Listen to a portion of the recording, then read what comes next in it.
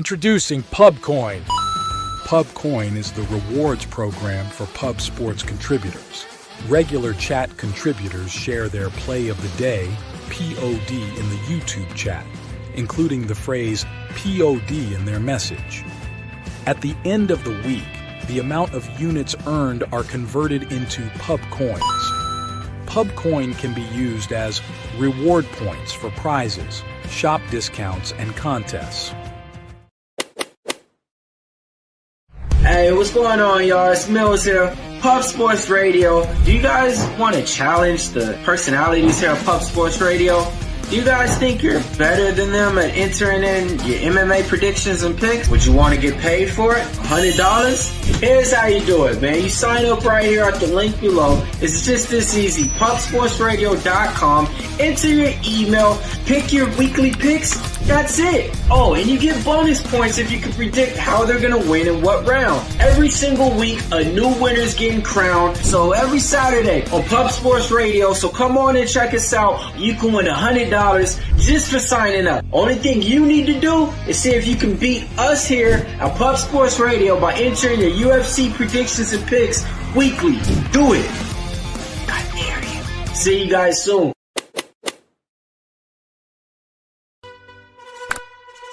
Upgrade your membership to Gold. You will be automatically entered in every horse race, every Wednesday and Friday. It is time to race horses.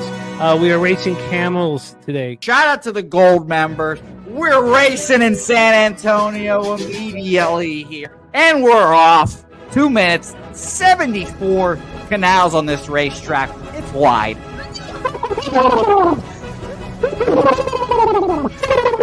We're racing in San Antonio. Matt Wally moving forwardly. Jeff Slaughter in the mix as well. And as is Randall Sheffield, who's put that beautiful nose out front. But it's actually real grass here, Jimmy. Maybe Kentucky bluegrass. Oldie, no! There he goes. Oldie in the lead now. K. Wolf falls back. The horses love it. Sometimes they stop and eat it on the way to the finish line. That's why your horses start so far in the back. Here. Oh, look at Nussflush Allen bursting out here. J-Dub in the mix. Rude Boy up here as well. Jimmy, take it away. There's Oldie. Oldie is moving to the front. We are past the halfway mark in our 2 mile. And there's Ricky Levy. Oh my goodness, he's in the mix here. Jimmy, take it home. This is our first dog race ever. 19 seconds left in the horse race here. It's Fernando Mendoza trying to find the wire. 14 seconds left. Can Fernando Mendoza take this home? Here comes Kenny Can-Can. Kenny Can-Can wants a piece of the pie. Put his schnoz up front. Ricky Bobby, 9 seconds left. Can Donut Silks make a run? Can Res Mall make a run to be $50? You son of a bitch! Here comes Tori Coker. Kenny Can-Can, Smoke and Mirrors, Director 97 home. That is a way. Here comes Jason Meyer, the Eldorado custodian. Billy Friedrich, Jones one all coming down the finish. Coin!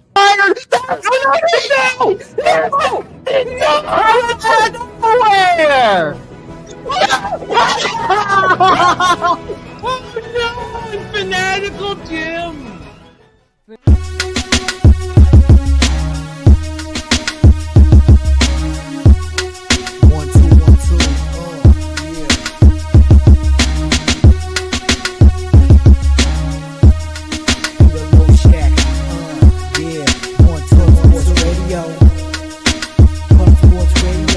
From the Corker Peter Low Shack, legendary sports handicapper, more dapper than a dawn.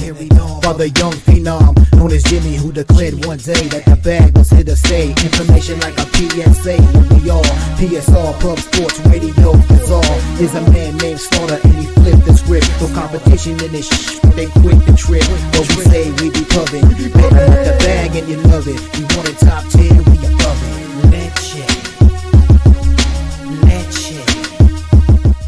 What up, cappers, gamblers, punters, hustlers, low baggers? Happy Thursday, February 5th to all of you. Thank you for watching Betting with the Bag right here on Pub Sports Radio. We have a big, beautiful show. Our final day of NHL hockey for 3+ weeks. Today we have AM Sports Picks joining us to cap this NHL card. I've moved on 3 bets. I'd like to add one here. I'm not entirely sure why. I mean, I guess there was some confidence issues with the bet. That's why I haven't bet yet. But I was so caught up with college basketball and getting everything prepared. I probably should have moved on that fourth bet. But also, it was a slightly losing day, less than a unit in NHL. But 4 units lost on unders, and I go back to my records, and I don't bet unders the week before. I don't bet totals the week before the All-Star game or the week after the All-Star game. Why am I betting unders the week before the Olympic break? Wanted to smash myself in the head. I did get some back on a live under 7.5 in the Seattle game, but still disappointing. I lose 4 units in the Oilers game, 2 units on the unders in the Kraken game, 6 units. Now the Oilers I was going to lose because I was going to double up on the Oilers anyways, but take those 4 unders and I have a massive day in NHL. It's very, very, very disappointing. So I, just gotta our experience in this has got to be utilized and taken advantage of. I don't bet totals a week before the All-Star break. What the hell am I betting unders 2 days before the Olympic break? So a little upset about that. NCAA basketball was insane yesterday. Every single game, it felt like was in overtime. It was just stressful and insane. We have Spooner joining us today. So one thing I thought, maybe it'd be best to utilize Spooner in a way, especially when there's so much work to prep the show. Maybe he's best utilized if there's some spots I want to bet. I move on, and there's only 2 of those. But then I thought, why not just set up the games that I'm close to moving on, where the line's not moving heavy in any which direction, and then talk to him about them and see if there's green lights and we want to move on. So that's what we're doing for college basketball. Then we have both Billy Brisbane and Darryl Rice. It's Darryl, 3-headed monster in NBA today. I'm excited about all of that. And then, of course, Jose Bouquet leading the charge. We're very excited tonight, 8 p.m. Eastern, the premiere of our big NFL Super Bowl Pub Hub show. Thank you to all the cappers that sent in videos. I'll be promoting it as soon as this show is over today. I'll be pushing it. I mean, I did a little bit of promotion this morning, but we're really excited about that. So our big, giant NFL Pub Hub Super Bowl edition tonight, 8 p.m. Eastern is the premiere for it. We're very, very excited about all of that. Shout out to all the cappers in the chat. Justin McKelvey, Stacks play today 1 and 2. I was interested in Central Connecticut State, so I'll take a second look. And the mocks are another game I'm very interested in, and that is one of the games that I'm going to be talking to Spoons about. And it was the mocks that I would move on. So excited to hear that is Stacks play of the day. Steve G up a 5-1 day. I joined you on Minnesota, didn't on Colorado. Great call on Calgary. Was on Vegas. Excellent work there. And I was on the Mammoth. I think that one of the biggest things that we need to take advantage of, and AM talked about it yesterday, is any team that beats the Avalanche must be faded in the next game. I mean, is there another angle that's been? I mean, look what the Leafs and Utah Mammoth is the team that gets all of those perks. It seems. Remember, the Leafs beat the Avalanche 4-3, go down to Utah and lose 6-1. You're putting all your energy in it together to beat the best team in the league. Now I know Tampa Bay Lightning on the other side of things is making their stand. It's too late for me to figure out that they're the class of the East, the Tampa Bay Lightning, by the way. It's just too late. Plus 500 to win the Cup, plus 210 to win the Eastern Conference. I mean, there's just nothing there. So, unfortunately, it's just too late for me to figure that out. Sir Mackey in the house. We have Noel blessing our chat with a $4.99 dono. Thank you, Noel. 207. Sir Mackey in the house. We have the Goracle. Goracle, I don't have your play today number 1. I don't know if it was earlier put in the chat. I don't have it here. I will copy and paste play today number 2 from the Goracle. Goracle, thank you for the support, my friend. The Goracle starring in our big Super Bowl NFL Pub Hub edition. Los Chudy in the house. Great to see you. Guillermo Zertucci. Sir Mackey. Look at that. Sir Mackey. Look at all this positive energy. Thank you for the dono, Sir Mackey. Much love, my friend. Great to have you back in business. We have missed you. Dougie Wise, free bands play day is the LA Lakers -3 at -125. Serious business in the house. What up, serious business? Always gets me more focused with serious business in the chat. Philly Eagle Flyer, Steve G, Brian Watson, Wine Time Sports says 48 more days. Von Polo in the house. He also is starring in our big NFL Pub Super Bowl edition. Dougie Wise, that was a disgrace. That was unlucky. We as it's so horrifying, dogs go to die in overtime, and you deserve better. It was a heartbreak. Twisted 247 on Lemoyne, Merrimack, Queens, and Vermont. We're going to talk about those spots. Jerry Davis, he's on Lemoyne. Spooner's on Lemoyne. I, unfortunately, am on the other side with Wagner. Not a fun spot to be. Oh, look at this, man. We got Andre Ace High in the house. As the Oilers unders made no sense. I understand what you were trying to say, so no worries. Don't worry about a thing. Don't worry about a thing. I know what you were trying to say, Andre, and maybe not just the ace is high. Maybe you have smoked a blunt already. Ronnie Crawford, NHL Play of the Day, Tampa Bay in regulation, and NBA Play of the Day, Suns -5.5. I have made a lot of money off Flames unders, but you're right. The Oilers do skew to overs ever since the season began. The Godfather in the house. We got Boozin here, 12. Great to see you. Slatsy says last night of NHL for a while. Sens money line, Sabres money line, Isles money line. Canes team total over 3.5 -120. Von Polo says Ohio State will smash today. God, Terps have been playing terrible. Sham the dog catcher in the house. Slow jams Arsenal. LJ is coming along great. Is a concussion that he's getting over, and he's at home getting better. Nadia by his side, so all is well there. Brian Watts says Raptors blew a big lead that did suck. Boozin says Isles money line is the play today. I am with you on the Isles money line. Let's get to work in the National Hockey League right now. Let's bring on our guest star to cap our final game, our final spot of NHL here.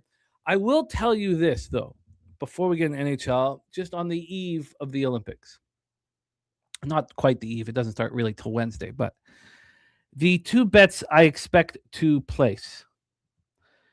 And mostly it's just historical for me.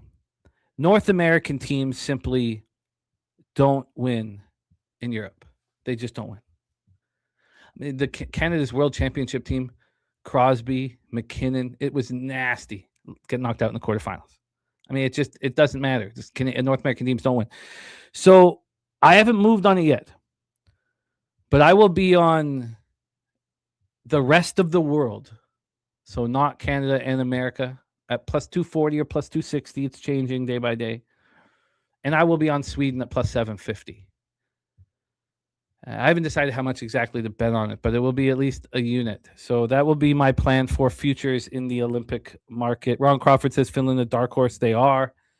Boozin says the Green Canada defense is no good. I certainly don't think that at all. But I mean, their defense is incredible. But they just don't win. They don't win. Goaltending you can question for sure. They just don't win in Europe. So that is my plan at this point. So Satcher says, I can't wait to watch the shame on the Bulls players' faces as they take the court in Toronto. Slatsy, it is great to see you. Great to see all of you guys. Let's get to work in National Hockey League and bring on our guy. Last card for us to attack for a while in NHL. Please welcome our guy, AM Sports. The show. AM, how are you? Doing good. It was a rough night last night, but we're back here. See if we can do well today. Well, let's just turn the page and attack. It's a pretty juicy NHL card for us here, and I'm excited about it. I've made 3 bets here, and I have moved on this bet. There's 2 things I want to do. The main thing I want to do, and when you watch them play, you can question it. When you look at the standings, you can question it. But I plan to fade the Penguins a lot. My plan is going to be curtailed with the Olympic break. These old guys need the break. So I'm not going to be able to. And then when we come back, Crosby, I'm sure, is going to create accountability. There will be some injuries in the Olympics. We'll have to see how that bangs out. But I have to stop because we know with rest, the Penguins are a very good team. And I'm shocked at saying that. I'm just appalled. But I've watched them. They look good. They look much better than anyone could have expected here. But the Sabres have put it all together. And there's been talk about, how good Stuart Skinner has been with the Penguins. He has a worse save percentage with the Penguins than he does with the Oilers this year. So that I don't know why we've been hearing how good he's looked for the Penguins. Now he's got a lot of wins. I don't know how good he's looked. Let's roll here. Penguins 28-15-12, 15-7-5 on the road. Buffalo Sabres 32-18-6, 17-7-3 at home at KeyBank Center in Buffalo, New York. As I said, Skinner with Pittsburgh 8-4-1, 2.72 goals against average, 887 save percentage. We expect Alex Lyon in the other net. Is that being confirmed?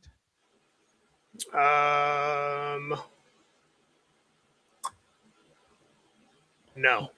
It's not being confirmed, but that is our expectation, right? Yeah, that's what it looks like it should be. And then we have Seelov's confirmed right now. Ooh, not even Stuart Skinner. Interesting. Shelov's concerned. Wow. Okay, Lyon expected, says Swiggy, and Shelov's. Wow, I didn't expect that.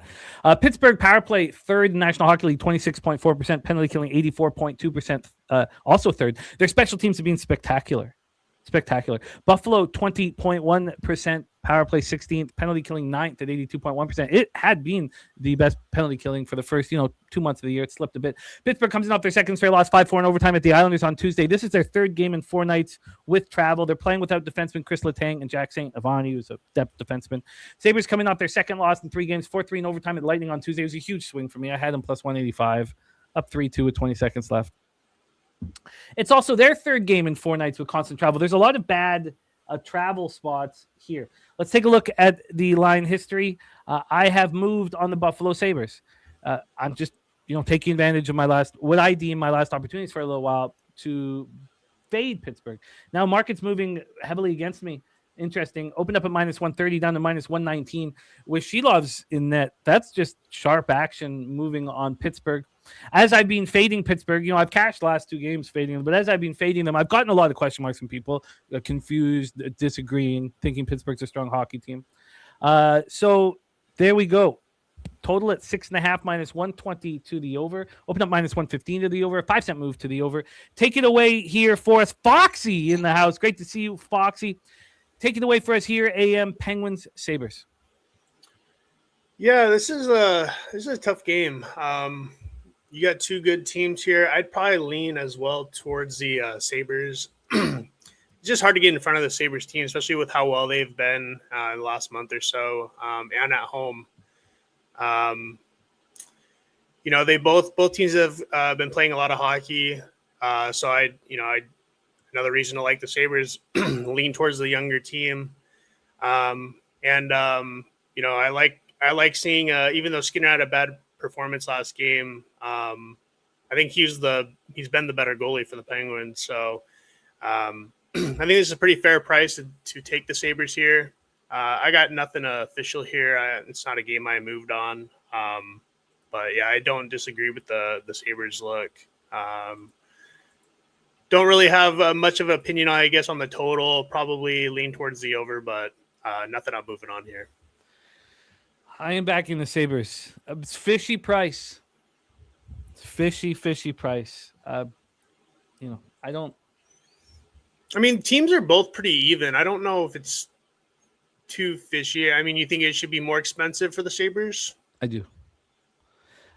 It's not. I thought the opening. I was hoping the opening line obviously would move my direction, but this Buffalo Sabres defense is elite, and it makes the forward group that much stronger. And the forward group can take risks, knowing that they have such a strong defense behind them. Length and there's so good. Slot says Shelov's confirmed. I'm on the Sabres. Again, you go on to certain sites like Money Puck and other sites, they'll show you, that it's not just the special teams that Pittsburgh's doing, that they're the complete package. I don't care. I'm going to fade them, and I won't get that opportunity after the break. So this is my last chance to do it. Let's roll on. We've heard from Booz saying that the Islanders are the best bet on the board. Well, fading the Devils has been spectacular and can't stop, won't stop. Islanders 31, 21, and 5, 15, 11, and 3 on the road. Devils 28, 26, and 2, 13, 11, and 2 at home with the Prudential Center in Newark, New Jersey. Sorokin 18, 13, and 2, 2.56 goals against average, 913 save percentage, 5 shutouts. Markstrom 15, 13, and 1, 3.20 goals against average, 882 save percentage, no shutouts. When they signed them to the extension, I was appalled. When they traded for or made that I guess they didn't sign him for the extension. They did when they made the trade for him. Where they're just shocked, just absolutely shocked. And Fitzgerald gets to drive to the stadium in his Mercedes while everybody else's jobs are in danger. And this ass clown is making all the decisions. I mean, when's the owner just going to fire him? I mean, it's just absolutely trash. Shout out to Gabriel Ballers. Man, Gabriel, love it, man. Gabriel will be in our Discord now. So, Gabriel, when you go to pubsportsradio.com on the top right, you'll see your account. So click on account, and then you'll have the Discord invite right there. I love it. Oldie in the house. Great to see you. Gabriel, looking forward to capping you, my man. So Islanders power play 15.8%, 29th in National Hockey League, 7th ranked penalty kill. I'm surprised the power play has struggled the way it has. Devils power play at 21%, ranked 15th, penalty killing 19th to 78.9%. The Islanders snapped their 2-game losing streak with a 5-4 overtime win at home versus the Penguins on Tuesday. This is their third game in 4 nights. They're playing without depth center Callum Ritchie.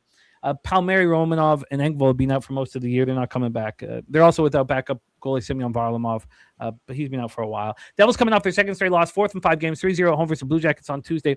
They're without the Hughes brothers, which just is huge hit. And depth forward Stephen Nason, Zach McEwen, and Mark McLaughlin. Look, I mean, this. How do you just not line up to fade the Devils in every single game they play for the rest of the season? I don't blame Keefe. There's nothing. It's the roster that Fitzgerald has put together is trash. This line opened up with the Devils. The both teams. Islanders minus 107. Islanders got down to minus 102. That's when I moved. So I got to minus 102. It got up to minus 110. Now it's sitting at here again at minus 107. So I don't love that. And then from a total standpoint here, we have the 5.5 minus 126 to the under. Opened up a minus 108 to the under. So a huge 18-cent move to the under. The 5.5s have not been that good for me of late. Totals have been bad for me over the last month or so. I went back before that, and they were going great. So, again, I just shouldn't be betting totals the week before a long break. But take it away here for us.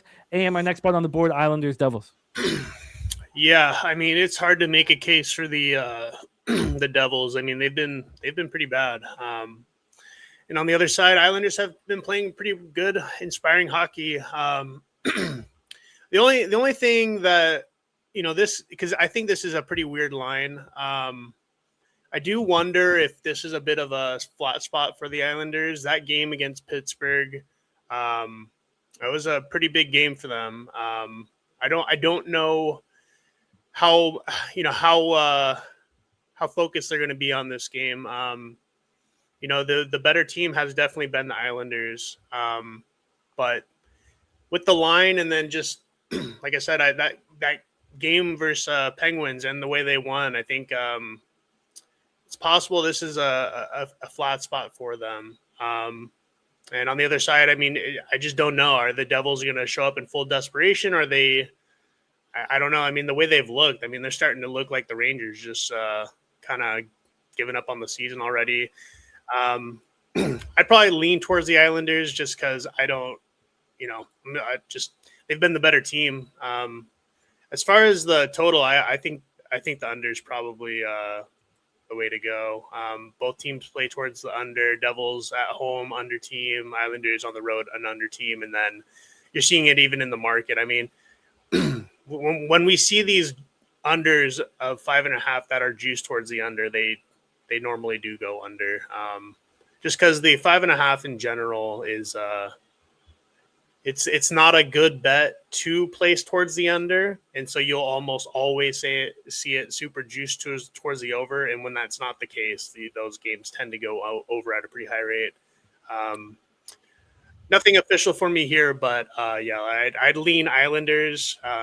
Just a little weary of the spot for them, and I think the unders live. There are two coaches that will be, in my view, elite in these situations right before a break or coming into the season.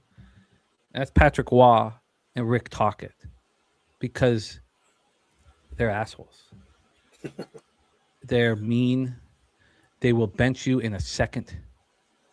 You better give all effort and energy. And that's why I've been on Ottawa so much, and I can't bet the Senators today, because there's just such a big difference between those two coaches. But we'll get into that in a second here. Let's move on. So I think Waugh is going to have them ready to go. It like I said, it's hard to make a case for the Devils. It really, I mean, they've been playing just like I said. They look like the Rangers. They look like they're ready. They look like they've been ready for this break for a week or two. And they've just been playing bad. So I'd lean Islanders. Is just again, the line. I mean, doesn't this line seem weird with how bad the Devils have been? I mean, you've seen the market correct on the Rangers. I mean, they're now going to be massive dogs probably till they show some sort of life. And I don't know, maybe they haven't caught up on the Devils, but it just I do think it might be a flat spot. Like I said, I mean, that was part of the reason why I was on the Islanders that game versus Pittsburgh. It was a big game. It was a very important game for them. This game just, I don't know. It's going to help their cause. It's just kind of a throwaway game either way. You know, I love fading the Devils. When both Hughes brothers come back, I may not want to as much. So, Yeah. we'll see how that all bangs out. But I got to fade them here and fade them a lot down to the end of the season. We'll see how it bangs. I can understand your trepidation.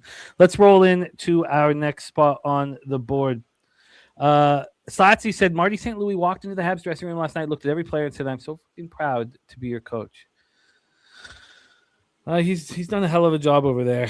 You got a fun team on your hands, without a doubt. So let's roll on here. Carolina, New York Rangers. Well, look, for me in the NHL over the last few years, I have, really hit hard in the last 2 months of the year. I'm very nervous that the Olympic break is going to mess this all up, but it's just very simple. I don't care what the line is like I do in other sports. I don't care where the money is. I want to put my foot on the throat of teams that are giving up and step down. I'm on the Carolina Hurricanes on the puck line. Is it a great spot for? I don't care. I need to fade the Rangers and fade them and fade them and fade them and fade them again. And if they're going to make it too expensive for me to fade them on the -1 line, well, then I'll have to fade them on the puck line. So I'm on the Hurricanes -1.5 at +110. Let's see what this line is. First, we'll talk about the total. This total is a 6. It's -116 to the over. Opened up at 6.5, juice to the under. There was a slight move towards the over at first, but then it stopped. On the money line here, we have the Hurricanes -203. So this has moved away from me. This was a -220 even at 9 this morning. So 17-cent move towards the Rangers. Let's see what the puck line. I don't like that. Puck line right now is better. Wow, quite a bit better. -1.5 +120, +122s. Don't like seeing that very much. Johnny Quick is terrible. I mean, he's just everything. Look, I don't want to say bad things, horrible things about a Hall of Famer, but God, it's sad watching him out there. It's okay when he's got Shesty playing 65 games, but God. I mean, remember his save percentage when this all started? It was like 926 or something. And I was like, well, watch it drop. Well, it's dropped 45 points, 883 now. Carolina power play and special teams. Look at what Carolina is doing. Their special teams are starting, and they're going to win. Their special teams have been so bad. We didn't know what was going on. All of a sudden, their power play is becoming elite. Penalty killing is becoming elite. Now ranked 14th and 12th instead of 24th and 23rd, which didn't make any sense. Ranger special teams have been great all year. We'll see what happens after the Panarin trade on to their power play, but it should be fine. Hurricanes coming up their second straight win, 4th in 5 games, 4-3 at home over the Senators on Tuesday. They're a healthy group. They're only missing Eric Robinson, a left winger. I was out with an upper body injury. Fresh off trading Panarin to the Kings for a bag of pucks.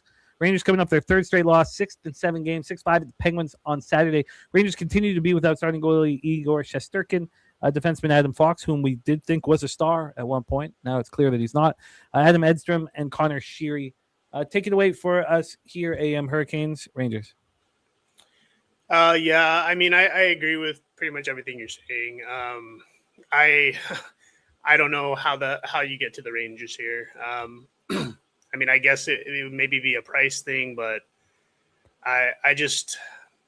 they showed a little bit of fight against the Penguins their last game, but yeah, I don't know. I mean, I don't know. Maybe people are starting to, kind of wake up with Panarin getting sent out, but yeah, it would be Hurricanes or pass, especially with the break looming. I think Rangers are most likely just trying to get to the break. I don't really expect them to show up here.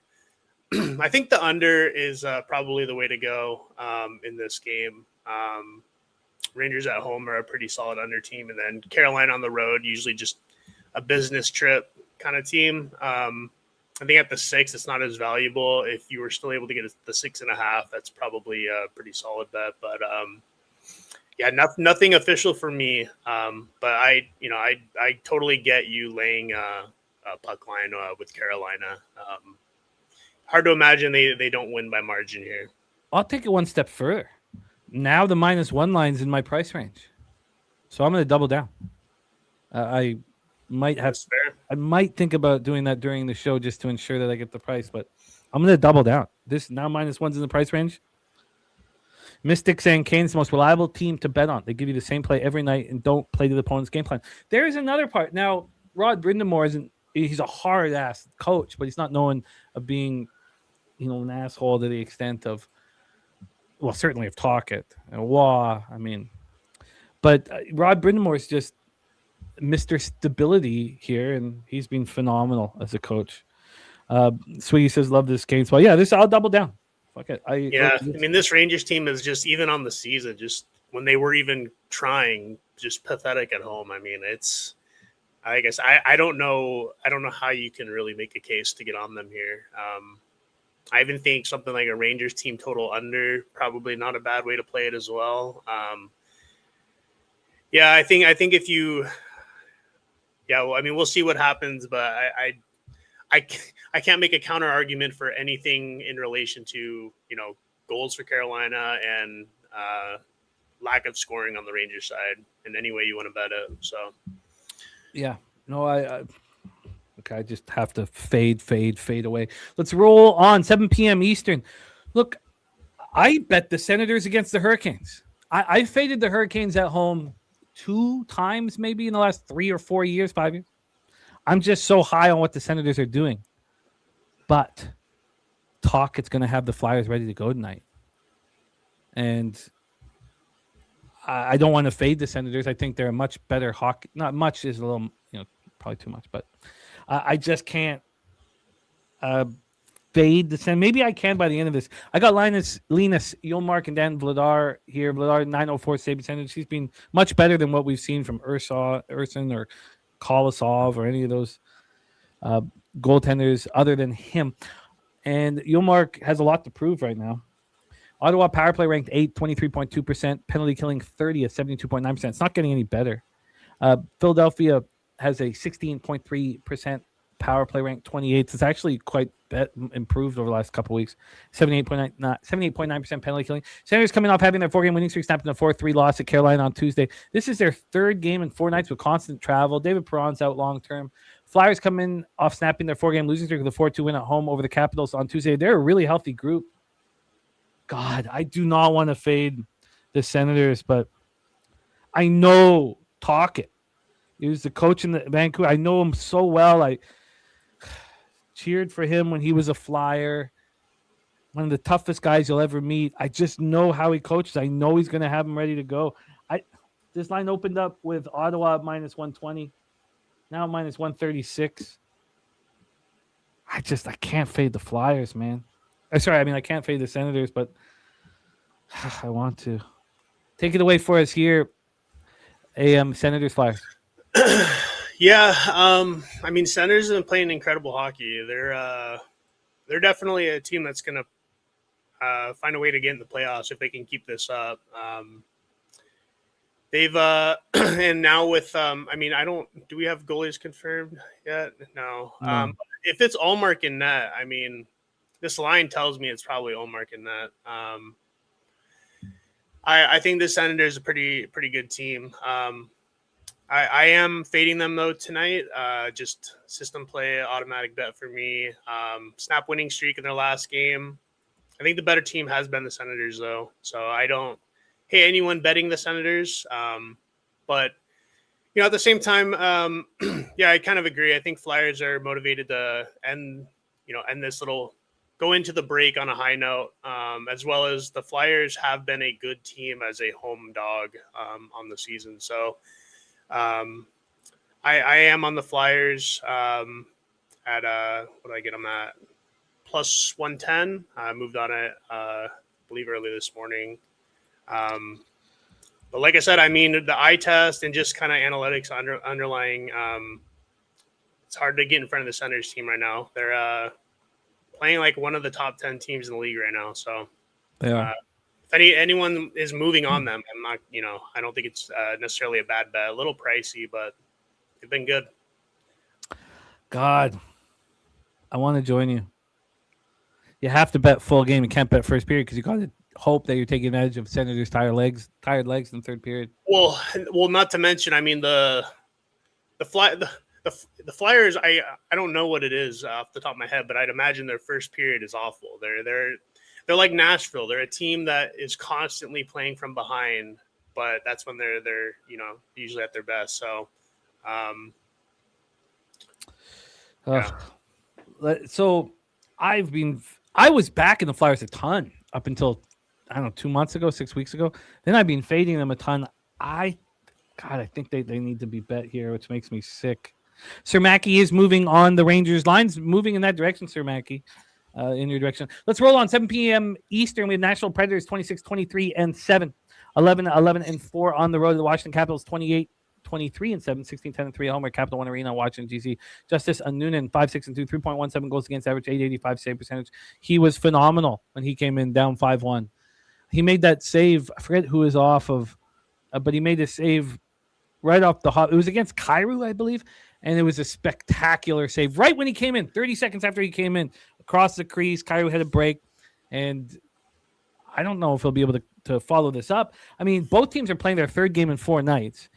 Nashville's on the second half back-to-back after having their 2-game winning streak snapped at 6-5 overtime loss at home versus the Wild.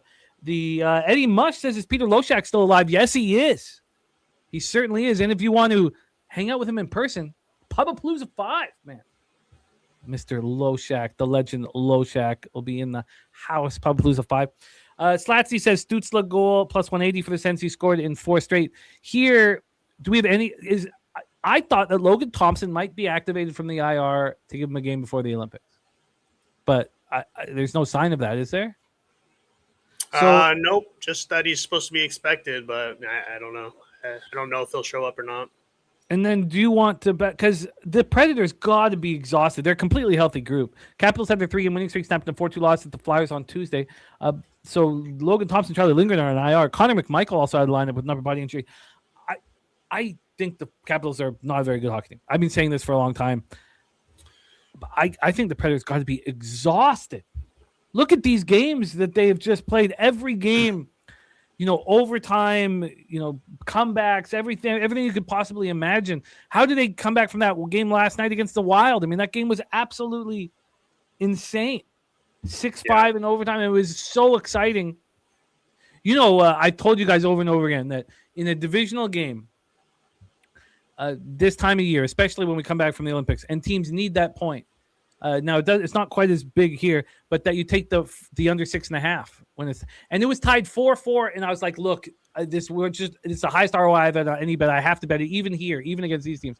And no goals were scored for 15 minutes, and then 2 were scored. And I was like, fuck, man, from each team. But I still think it's my best live bet in hockey. It didn't work last night. Look, I don't want the Predators got to be exhausted. I think the Capitals are the bet. I just think they're not very good. Take it away for us here, AM. Yeah, I kind of agree with what you're saying. I think Predators are probably little exhausted. The only thing I do wonder is I think they still could come in here kind of pissed off. I wish I could get to the Predators here. I have conflicting systems on both sides, so it's something I'm staying away from. I'd be leaning Predators though. They've been really playing good hockey. I mean, man, it seemed like every bounce was going the Wild's way. I mean, they were just goals, just somehow finding ways to get in the net. And this Predators team could have easily multiple times in that game kind of caved in and gave up, and they continued to find ways to respond. I think they're kind of upset that they didn't get that win last night. If they did, I think I'd be, not as interested in them in this spot. But I think Predators would be the way I look. Just not something I'm actually going to move on.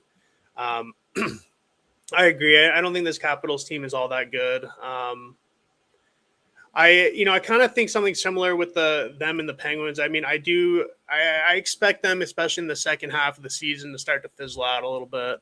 Hard to know until we see a little bit more going into the second half. But I'd be leaning Predators here. I can't get past. They really gave their all last night, so I don't know. There's two ways to look at it: either they come in pissed off, or they gave it their all and they're just kind of not going to show up tonight. So easy stay away game. Lean towards the over here. I think we probably do see some goals. Huh. I hate saying this, but this line is ridiculous. Opening up at minus 175, insane. Down to minus 152, it's still too much. But I think the Capitals have to be bet. I mean, Steve G says he leans Caps because they're better than the Preds at this moment. If this was a playoff series, I would have at least $1,000 on the Predators, at least, to win the series, at least.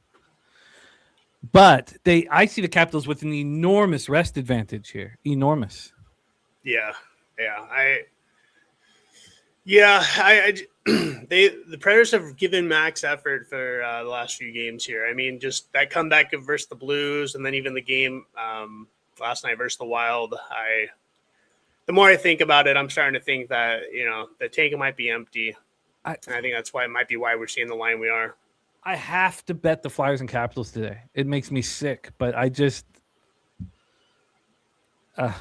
Carver, you talk about these great coaches. He's just losing his mind. He's losing his mind right now. I have to do it. Let's roll on. 7:30 p.m. Eastern here. Florida Panthers 29-24-3, 14-11-0 on the road. Tampa Lightning 36-14-4, 17-9-0 at home. Benchmark International Arena in Tampa, Florida. Daniil Tarasov, he's been better than Bobrovsky all year. I mean, he's not been great, and they don't win as much when he's in there. I think that's part of it, too. I think that they know that Bob's back there. They probably take more risks with Bob back there, maybe. Vasilevsky's being spectacular. He gets a long break. I'm sure he wishes, we all wish. Well, look, I don't want to get into the politics of it all, but hockey fans want to see Team Russia.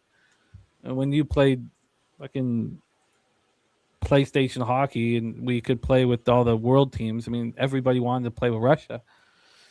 Florida power play 19.1%, ranked 20th. Penalty killing 6th, 82.7%. Tampa Bay power play 12th, 22.4%. Penalty killing 83.9%. Panthers coming off snapping their 4-game losing streak with a 5-4 shootout win at home over the Bruins. Third loss in 4 games. Lightning coming up their 4th straight win, 7th in 8 games, 4-3 in overtime over the Sabres on Tuesday. They're playing phenomenal. I can't. All year they've handled these injuries. I mean, sure, Taylor Radish, sure, there's some new blood. Sure, they have size that we haven't seen. Moser's playing great, but no Braden Point, no Anthony Cirelli, no Nick Paul. Well, those are your top 3 centermen to start the year, and it doesn't matter. They roll on. It's unbelievable what they're doing. I have just to tip my cap and also say I'm too late for the futures. I imagine that it's an Avalanche Lightning Stanley Cup final. We have Tampa opening up at minus 206. They're now down to minus 175. A big move towards the Florida Panthers.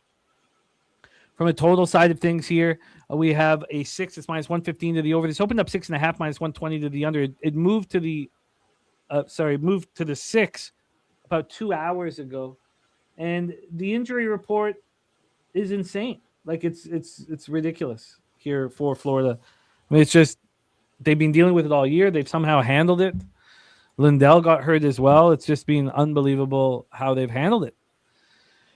Steve G says players about to go on a 2-week vacation. They're all looking forward to right now. We've seen some ugly games lately. No, you're absolutely right. I just think that the coaches like Carberry and Talkett and Waugh, those are the ones. I mean, Travis Green seems lifeless, but he doesn't seem like such a hard ass dude. I mean, he's puts everybody to sleep in every press conference he's ever been in his life, but I think those coaches are the ones that will succeed here. Barry Smith giving us final score 3-2 Panthers. Barry, I thought you had nailed the final score of that Kings-Kraken game for the 4-3. Kraken, that paid us so much money, and I squandered a lot of it on those unders. I got a little bit back on the under 7.5, but a third of it back. Take it away, though, here for us, AM Panthers Lightning. Yeah, man, hard to make a case to bet against the Lightning in general. But, yeah, I mean, it's a bit of a rivalry game. I think we're probably going to get Panthers' best effort. But, man, on a back-to-back, Lightning's just been rested at home. Really, really hard to make a case, though, to get on the Panthers side.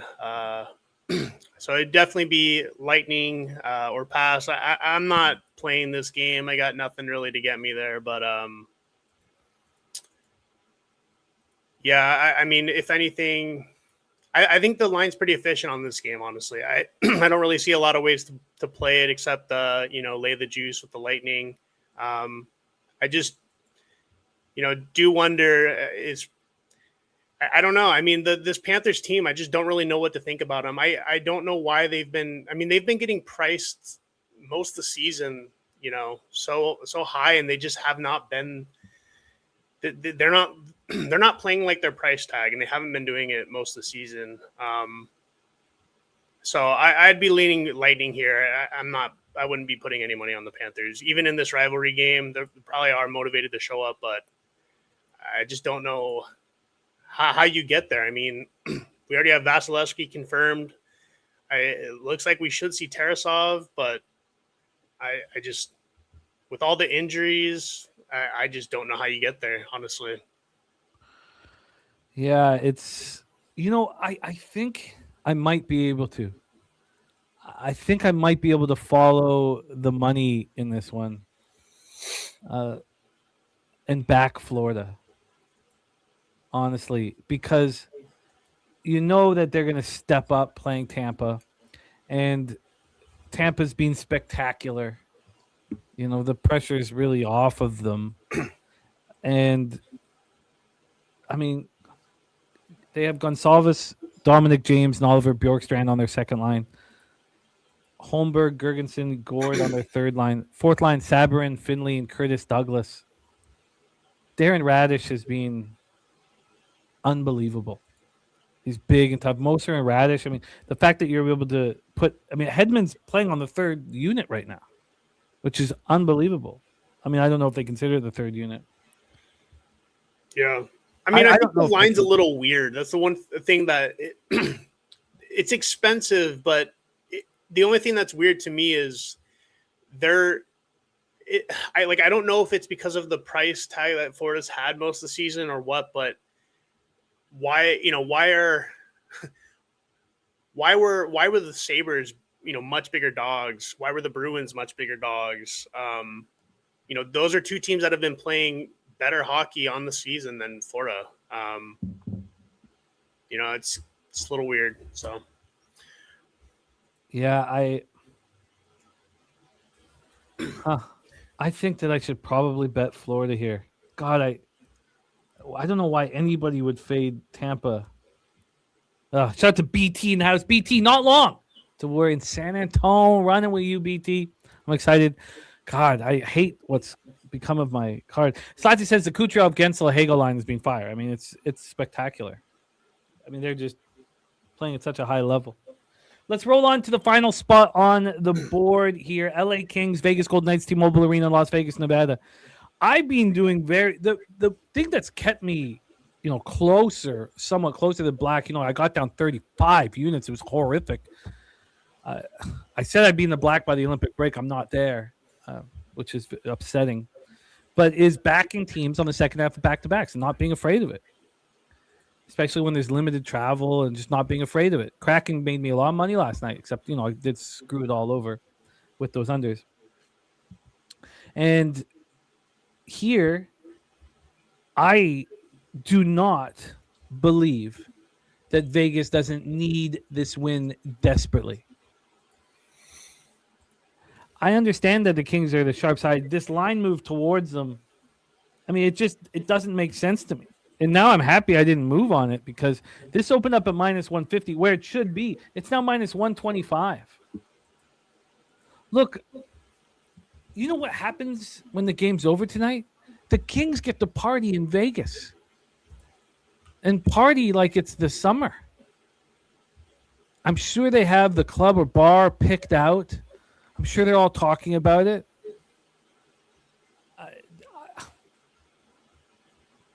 And Tampa Bay in regulation is the spreadsheet, says Justin McKelvey. Wow. Yeah, I get it. I get it. Yeah, Deacon, I'm not anymore down 35 units. It was a very, very uncomfortable time. And I'm there in college basketball. Like, my bankroll is being devastated. Good football season, good basketball season doesn't. You can throw that shit all away. So I don't agree with this. Both teams are on the second half of a back-to-back. Kings have to travel. Panarin's not going to be with this team until the Olympic break. They're missing Mikey Anderson on defense and center Alex Turcotte. The Knights coming off snapping their 5-game losing streak last night, 5-2 win at home over the Canucks. They have to win this game. I don't agree with this market move. I don't agree with it at all. And I'm going to go up against it. I'm going to go up against it. So I guess I'll wait to see when this line stops moving. Steve G with no T sprinkle Kings Vegas. I think that's probably a great idea here. Slats is saying the over is 5-1 last 6 Kings Vegas games. Look, Anton Forsberg is being pretty good. He's been better than Kemper. Aiden Hill has to prove something. That's a good idea, Deacon. The Losers Learning Center. I can do that. We can go down to Minneapolis and do that. This doesn't make sense to me. They're acting as if Vegas is Tampa and actually doesn't need the win in the record column. Vegas needs this win desperately. I don't agree with this. Take it away, AM Kings Knights. Yeah, I am on the Kings here. There's a system pointing me towards them tonight. And I think Kings were looking ahead to this game. This is an important game. They got some relatively recent revenge where the Vegas came into LA and beat them in overtime. I think Kings show up here. I think they're going to give them a tough game. And Kings have played their better hockey on the road all season. I moved on them this morning. I got it at plus 122. I think Kings are going to give them a tough game. We'll see what happens, though. And then as far as total,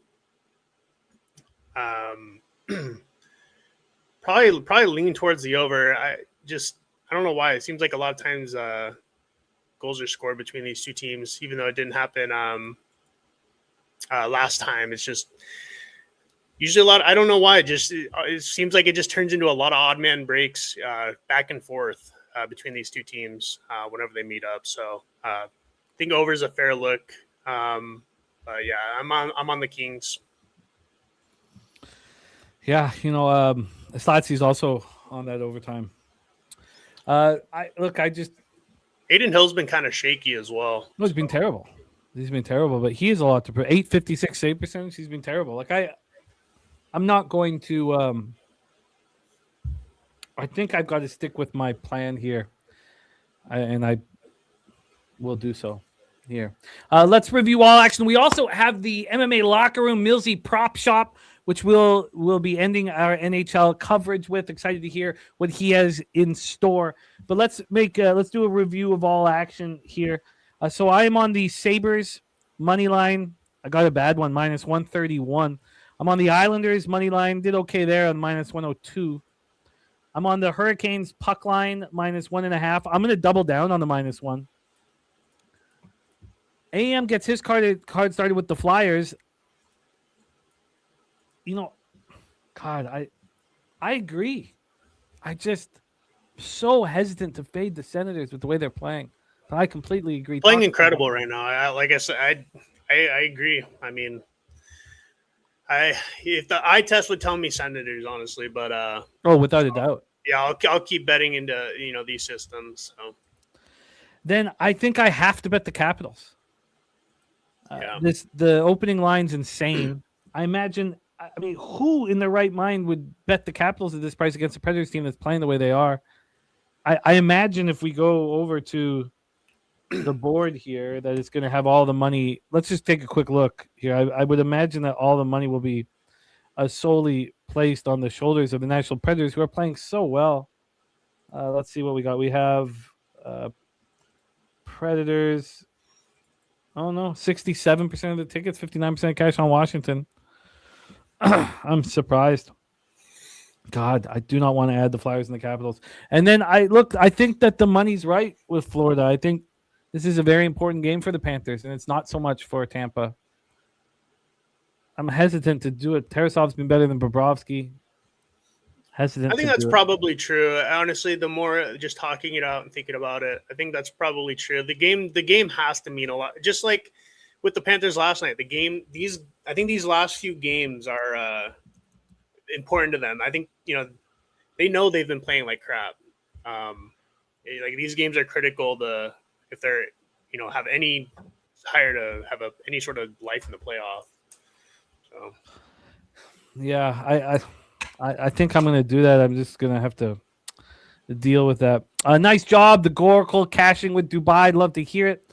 And then AM's on the Kings. I think I'm going to have to go up against this market and deal with it. It's not just the market that I'm going up against, with the back in the Kings. The Knights are a beat-up group. I mean, this is a group that does need the break, but this is such an important game, but they're playing without Brett Howden. We've seen him blossom over the last 2 years. Probably a third-line center on a good hockey team, but he can be a second-line center.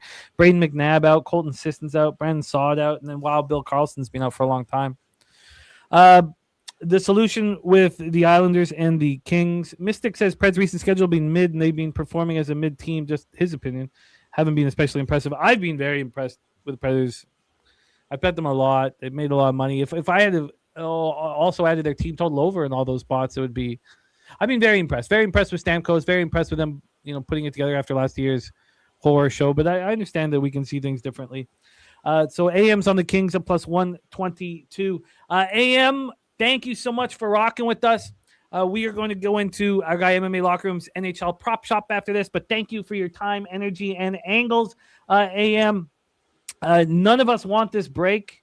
None of us at all. But this break is here. So no NHL. This is our last NHL segment for 3+ weeks. Thank you for your time, my man. And Pop Your X handle here in the chat. Hit this link. Support our guy AM Sports Picks. And any last words for the Cappers supporting the show, my man? Let's have a good day. And we got the Super Bowl coming up here. So, let's make some money, guys. Let's get that cash. AM is starring in our Super Bowl NFL Pub edition. All right, let's see it, man. We have MMA Locker Room. I always wait for a capper to get to double digits for sample size before we start putting up their ROI and average line and all that. So this should get them there. This should be bets 9 and 10 from Millsy here. So let's sit back and see how MMA Locker Room is getting paid. Take it away, my man. Bills on the ice. Let's go ahead and talk about it, man. Vegas Knights. Let's talk about it, man. First player prop that I like, Jack Eichel. I'm taking him over his shots on goal. Career versus the LA Kings. Let's talk about it. He, so far, is averaging 3.46 goals per game. Now, his last 5 games, he put up 16 against them. He put up 31 in his last 10 games against them. Now, the Kings, the goalies, they have one elite goalie, but he's been hurt as of late. Now, they're actually below average when it comes to the save percentage, slightly below average. This suggestion that shooters with high volume, like Eichel, he's going to be able to influence this outcome. Eichel, he thrives off the zone time too. He can still accumulate shots. So we're locking in Jack Eichel over his shots on goal. Now, you could get it at 3.5 at plus money, or else you can get it at 3 and parlay it with this next prop. All right, Philadelphia Flyers taking on the Ottawa Senators. Brady Tkachuk, I'm taking him over his shots on goal. Now, on the year, he's averaging 3.89 on the season. Now, 17 in his last 5. When you look at it, the Ottawa Senators, career-wise, he's putting up great numbers against him. 4.5 is what he's averaging. Ottawa, their save percentage is low, man. They're allowing more goals than they are shots this year. That's kind of crazy.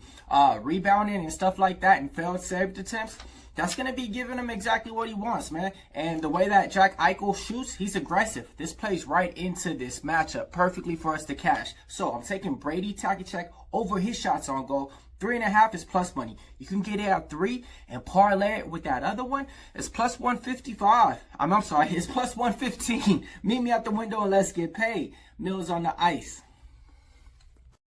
Brady Tkachuk here for Millsy. Brady Tkachuk. So it's it depends how you want to bet it, whether you want to take it at the 3 or the 3.5 for plus money. Brady Tkachuk over shots, and Jack Eichel over shots as well here for our guy MMA Locker Room. And that concludes our NHL breakdowns here. Tkachuk, yeah, it's all good, man. It's about winning. It's about winning, not always about pronouncing hockey players' names right. I remember when I was first down in Costa Rica, my friend, it was before. He had just done a couple months. No one was really capping NHL down there, and the breakdown was all about Johnny Toes, the captain of the Chicago Blackhawks, and you call Johnny Taves Johnny Toes, you don't get any more NHL videos. That was my friend's last NHL video. So there had been no NHL videos for 2 months.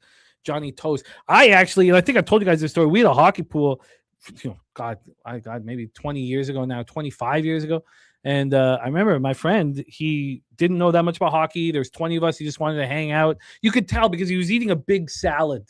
Who's eating a big salad at a hockey pool? And he picked Johnny Toes, and we kicked him out.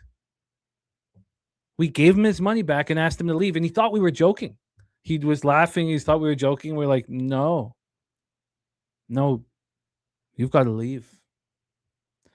And, once he did slowly walk out the door, we laughed for about 10 minutes. But yes, Tkachuk and Eichel shot props here for MMA Locker Room. All right, now we move into college basketball. Horrifying roller coaster ride for me last night. I started out 8-5, and then everything fell apart. So a very disappointing evening, and I am angry. Before we go into college basketball, could I give out a pick real quick?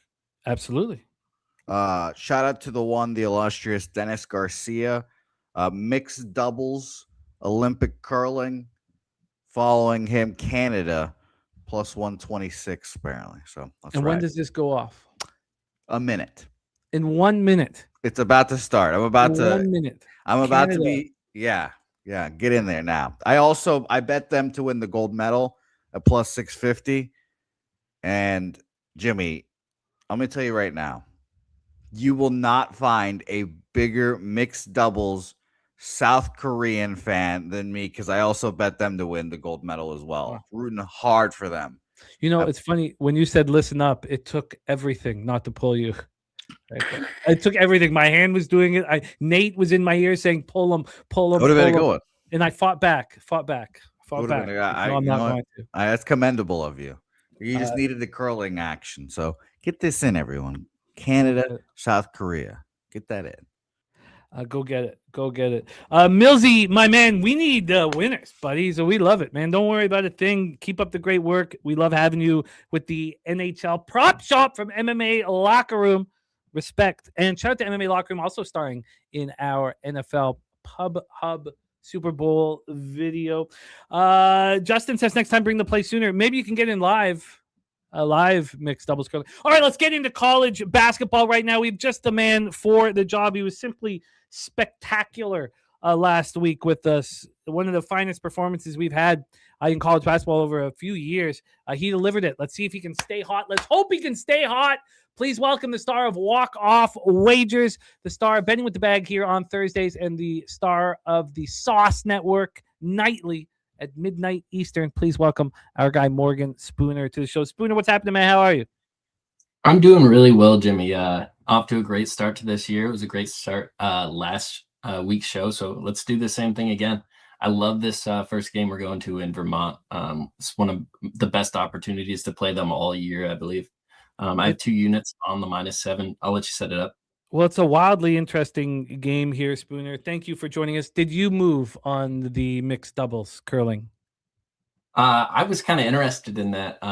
This is not the first conversation we've had about curling, or I've been a part of about curling, and I'm really tempted. I can't without doing enough research, and there's not enough time in the world to research curling, so I'm out. It's too bad. Too bad. You're leaving money on the table, Spoons. You're leaving money on the table. Twisted is with you on Vermont -7.5. Oh, yes, Goracle. That's why I said you were starring in the NFL Super Bowl edition. No need, no concerns, no panic. You're in. Like I told you, we got your video. Everything's good. Okay, so let's roll here, my man. Vermont Catamounts coming off the home loss to NJIT. Now, I'm going to rapid fire some games at you at the end of this segment because the NJIT line is insane to me. And I just want to ask you about it. On your games. Like, I've already done my part with my games. Like, I can give out like a quick thing. I'm interested in a couple of the games you sent me. Let's just get on, see how many we can get in. Let's see how many, but we do really want to hear your action, especially, running the way you are, having the season the way you are. So Vermont coming off this 79-77 loss at home to NJIT, snapping their 3-game winning streak. The loss was on Saturday the 31st. Both teams played on Saturday the 31st. Maine coming off of a loss at UMass Lowell. These teams played each other at Vermont.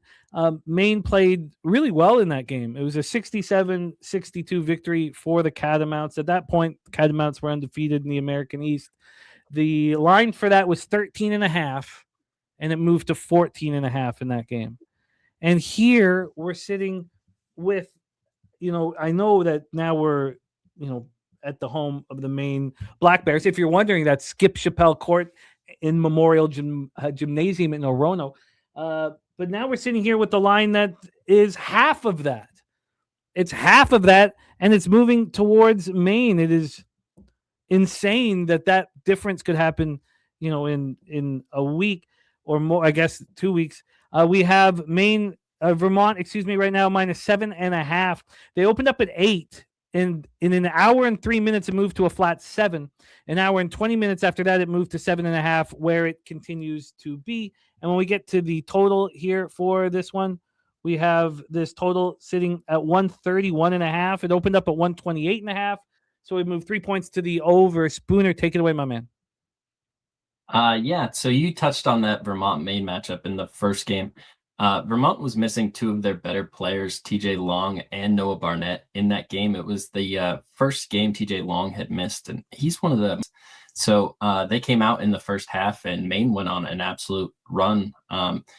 30 minutes into this game, or 25 minutes into this game, Maine was up 49-37. It took a late rally for Vermont to even get back in and win this game.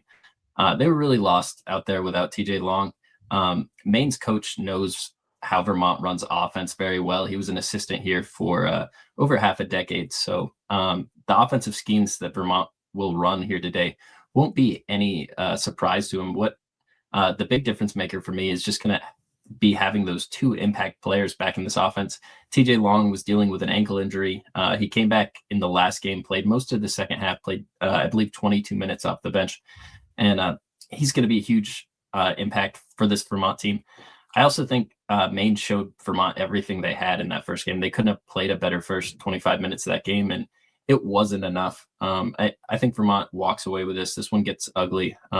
Just a drastic line movement. So you touched on it. There were 14 and a halves that you could have gotten with Maine in this last game, and now we're talking about a 7. I know Vermont didn't play well in that game. They didn't play well in the last game. It's a nice buy low. I don't know that TJ Long was supposed to play in that game at all, but NGIT came out and hit Vermont in the face in the first half, and he played quite a few minutes, so it made them show their hand. I think this Vermont offense is going to look really strong in the second half of conference play. I think a 7 is a gift. I think we shouldn't even be able to get a 9.5. So I got 2 units on the 7. I think this is the best play on the board. Best play on the board are these catamounts, according to our guy, Morgan Spooner. Let's roll on to game 2 for you. 7 p.m. Eastern, the Merrimack Warriors head over from the American East to the Metro Atlantic for this one. 14-9, 10-2. They've been excellent. Mount St. Mary's Mountaineers, 10-14, 6-7 in the Metro Atlantic. We're at Knott Arena in Emmitsburg, Maryland. We have Merrimack coming off their 4th win in 5 games, taking out Sacred Heart at home and doing it in impressive fashion, 75-58. Even that win over St. Peter's, I think St. Peter's a good team, winning that game 67-59. They've already beaten Mount St. Mary's. They beat them at home 75-65 back on January 2nd. At that time, Merrimack was undefeated in the Metro Atlantic. In that game, Merrimack opened up at -4.5. It closed at a juiced 3.5. Let's call it a 4. Closed at a 4 in that one. And we're up by 2 at the half. Took over in the second half in that one. Mount St. Mary's shot 2 of 18 from 3 in that basketball game, but Merrimack only shot 6 of 22 from 3, so it wasn't like there was a huge advantage there. But Mount St. Mary's shot 39 from the field, and Merrimack also shot poorly, 41% from the field, and 140 points were scored in that game, despite how poorly each team shot. So that's an interesting sidebar. Let's take a look at the line history here for the Merrimack spot. First off, this totals a 132. I mean, they score 140 points, Spoons, with horrific shooting. And then they give us a 132. This opened up at 133, immediately went up to 136.5 before dropping to 132. I'm not looking to get into totals here in college basketball, but it's a strange one to me. From a line history standpoint on the spread, we have Merrimack -4 at -110. They opened up at 3.5. It stayed there for 16, 17 hours, then moved to 3, 3.5, back to 3.5, and then it just moved to 4, not just at 10:09 a.m. Take it away for us here, Spooner. Warriors, Mountaineers, and Emmitsburg. Yeah, this first matchup between these two teams was a really good first half of that game. As you mentioned, Merrimack really separated in the second half. The Mount went 0 for 7 from 3 in the second half, 14 from 20 from 2 though, and they really just focused on getting as many good close shots as they could on that Merrimack zone. It didn't really feel like they had much figured out, in my opinion. I think Merrimack walks away with this. I think this line's short. I have the 3.5 -105. Merrimack has probably the best player, definitely the best freshman in the conference in Kavar Kennedy. He went off in that Mount St. Mary's matchup. Xavier Lipscomb is Mount St. Mary's point guard, and he's a pretty good offensive player, but defensively, he's a little bit of a liability. And if Mount's going to try to play a zone that plays right into Merrimack's offense's hand, and if they try to put Xavier Lipscomb on Kennedy again, I think he's going to get tore up again. I think this number is really short. This should be a 5. The 3.5 -105 on it. It may be on its way to a 5. It was surprising to see it drop to 3.5 early, drop to 3 early, but back on its way at 4. Let's roll on here just before we get into our next game. Side note, both Ryder and Canisius opened up disgusting. Ryder was +16. Canisius was like plus 14.5, 16.5, 14.5. It was ridiculous. What were your first thoughts when you saw? I mean, I knew that the line would move towards both those dogs. I don't think really in the Metro Atlantic any team should be that big of a dog. Obviously, the number's posted for a reason. I'm not going to try and outsmart the situation, but were you surprised by how big of a dog those two teams were? I thought Canisius has played well enough to command a better number than that. I thought that number was awfully big as well. I had some questions there. I don't know. The rider line seems about right. They've had a couple games where they've shown some things, but that's a bad basketball team in my opinion. But I mean, we've said it over and over again. I know I heard Bobano say it years ago, like you don't lay 10 points in the MAAC. Like these games come down to dogfights, there's back and forth, the big runs happen. But I mean, sometimes they do. That Marist team, right? That's who's playing Ryder today. Really good defense. That defense turns offense. I could see Marist keeping that team under 50 points today. I didn't want to get involved. And I cashed with Ryder on Friday. I believe it was Friday here with Wine Time. Let's roll on to our next spot on the board. This is concerning here. Our next spot: Lemoyne Dolphins, Wagner Seahawks. You have Spooner on Lemoyne, Jerry Davis on Lemoyne, Twisted 24/7 on Lemoyne, and I am on the other side with Wagner. We had a back and forth. I didn't know you were on Lemoyne, and I moved on Wagner last night, and it was the only bet I placed last night. And you asked why, and the way Cleveland State's been playing, it was my comparison. I just think that Wagner's been playing better and better and better. They played at New Haven and lost by 6. They played at Fairleigh Dickinson, lost by 7, and then came home and got their revenge. Now, look, Lemoyne is a better team than Fairleigh Dickinson, and Wagner needed overtime to get past them. Maybe it's not the best example. They played at Lemoyne just 2 weeks ago. It was a 69-67 victory for Lemoyne, and I know that your angle here is player personnel wise, and I'll let you hammer that. But Lemoyne was 7.5 point favorites. Wagner had a great first half and played well in this game, and you made a good point when I talked about the game. You said because Wagner did shoot 49% from the field, and your reply was, look, Lemoyne shot 37% from the field and won that basketball game. They'll shoot better here. And all of that is very, very legitimate here. Just that I think that Wagner will get its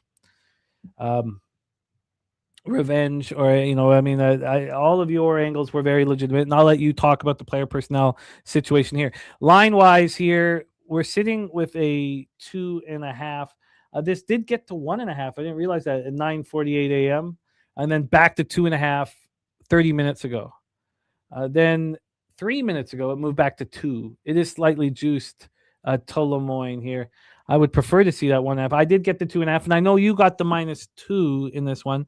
From a total standpoint here, here we go. From a total standpoint here, this total has dropped like a rock. Opened up at 145. In 11 minutes, it moved to 141. Now, there's limits when these lines come out initially, but a big move. Then we down to a 138. So it's moved 3 points from the number that they deemed right after that initial drop. It's dropped 7 points since the opener.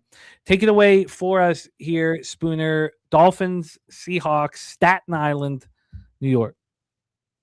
Yeah, this is Lemoyne -2 for me, -110. I think this is a really interesting game. Lemoyne just played Wagner. Lemoyne hosted the home game. You were talking about the shooting percentages. I think one really notable thing is that line closed at 8. Lemoyne was 8-point favorites. And in that game, it's the same injury situation baked in that it was going in there. You had a questionable scenario for Lemoyne's best player. He has yet to come back, but all indications are pointing towards he plays this week. They have a game here on the 5th, and they have a game on the 7th. I expect to see news on that probably right at game time, whether he plays or not. And if you see a big late move to Lemoyne, you probably know he's in.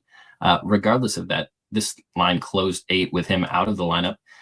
If we cap this game completely with him out of it, I can give you 2 points from a home to a neutral and then 2 points from that neutral to another home. So like a top of a 4-point move, in my opinion, in this conference. So 8 should be a max of 4. And I get that Lemoyne not playing well in that game, shooting 38%, lowers people's opinions of them. And I mean, I think it just sets up a good buy low. They beat FDU right after that game, but then they dropped back-to-back games versus LIU and Stonehill. And LIU is one of the best teams in this conference. Nothing to hang your hat at right there, but not a good game, not a good showing at all versus Stonehill. I think this is a really nice bounce back spot for this roster. I think Lemoyne plays a lot better. I think their defense is on another level than what Wagner's is, and I think that will allow them to separate. I think we're getting a gift here with these short numbers just because of their recent play, and I think there is another gift involved if Shiloh Jackson ends up coming back and playing today. But even without him in this lineup, like I still really like Lemoyne where it's at. I always look to that injury information, especially something like that, because I mean, beating a move by 3 or 4 points, which is what could happen if he comes in right before the game, is always a huge thing to have in your pocket. And JPZ agreeing. So it's just one-way traffic here with Lemoyne.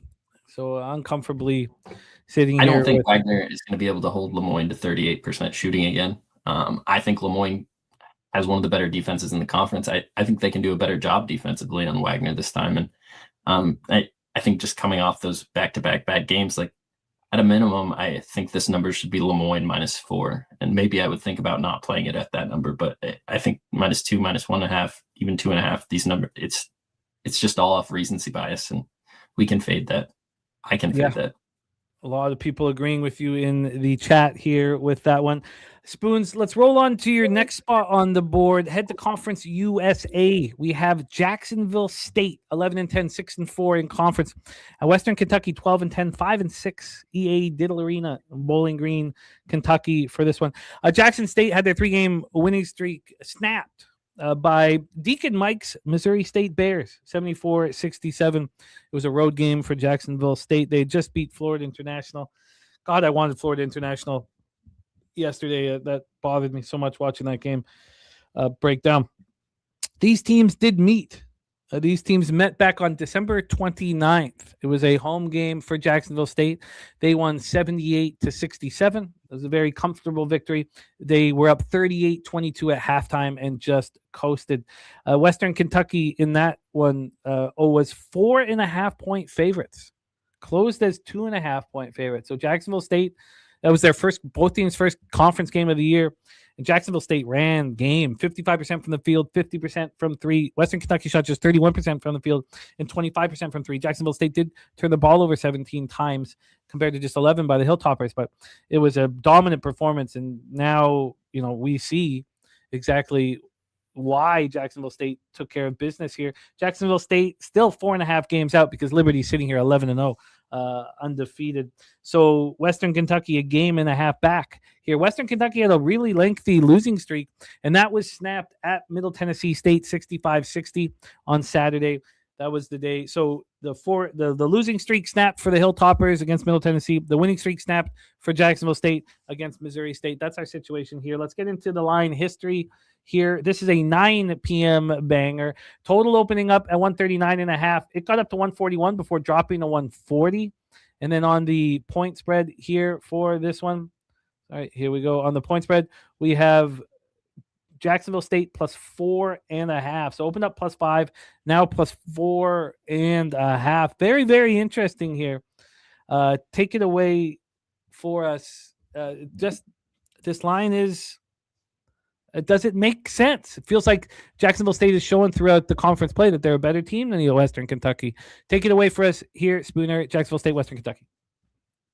Yeah, so I have for consensus closing line in that last game, -2, 110 both ways. So Western Kentucky being 2-point favorites on the road to Jacksonville State. I think that's just a healthy transfer of that line to now being 4.5-point favorites at home. If anything, it is showing respect to Jacksonville State because you'd almost expect that number to grow more than just 2.5 points. And Jacksonville State played pretty good basketball after that game, but I mean, they rallied off a few wins, but they just are coming off a loss to Missouri State. I think that sets them up well here in this Western Kentucky game.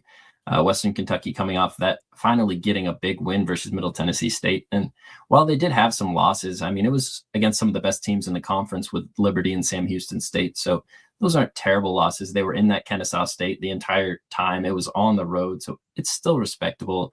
And that's why I don't think that line has dropped down that much. This is a huge spot for me, in my opinion. Ray Harper worked for Western Kentucky for a long time, lost his job. They hired a new coach. He came over to Jacksonville State, and then 4 or 5 years later, Western Kentucky enters Jacksonville State's conference. And last season, Western Kentucky had a new coach. They went 0-2 versus Ray Harper. Ray Harper's teams played 2 of the better games of the season in that spot. I expect the same this year out of them. They showed up in that first game as dogs at home, kind of wild, and they showed they should have been. I'm so close to hitting the money line button on this Jacksonville State team again today. I have the 4.5, 110. I think it's a really good number. I think this game comes down to the last possession either way. Maybe free throws decides the actual spread, but for me, I can't pass up on Jacksonville State here versus Western Kentucky. I know Ray Harper's going to have this team playing their best basketball again. Looks like a nice spot for you there. Jacksonville State plus 4.5. So we head into the final spot on Spooner's card, which gives us time to talk about the games that I want to talk about. We'll see how many we can get through. So I'm pretty excited about the situation here with you, Spooner. If this works, I think this is the way I've got to do things to really utilize your presence here on the show. And again, we'll see here. Let's roll. We head to the Big West. The Big West. We got our Cali Cappers in the chat. Sweaty Butcher in the house. Jay Peasy in the house. UC Santa Barbara Gauchos 15-7, 8-3 in the Big West. UC Davis Aggies 13-9, 6-5 in the Big West. University Credit Union Center in Davis, California. Twisted 24-7 is backing the Aggies. I have backed the Aggies a couple times this year. It was a very impressive home victory over UC Irvine about 3 weeks ago. They've won 3 of their last 5 games. Santa Barbara, though, is putting it all together, seemingly right now. They have won 6 straight games. That came on the heels of 3 straight losses. One of those losses was at home versus UC Davis on January 8th. Since that loss, Gauchos have won 6 straight games, and some in very impressive fashion at UC San Diego. Look, I know the Titans aren't, much, but 60. They held the Titans to 48 points, coming off beating Cal State Fullerton 83-69. When we take a look at what happened in that UC Davis Gauchos game, there was no real excuse for the Gauchos.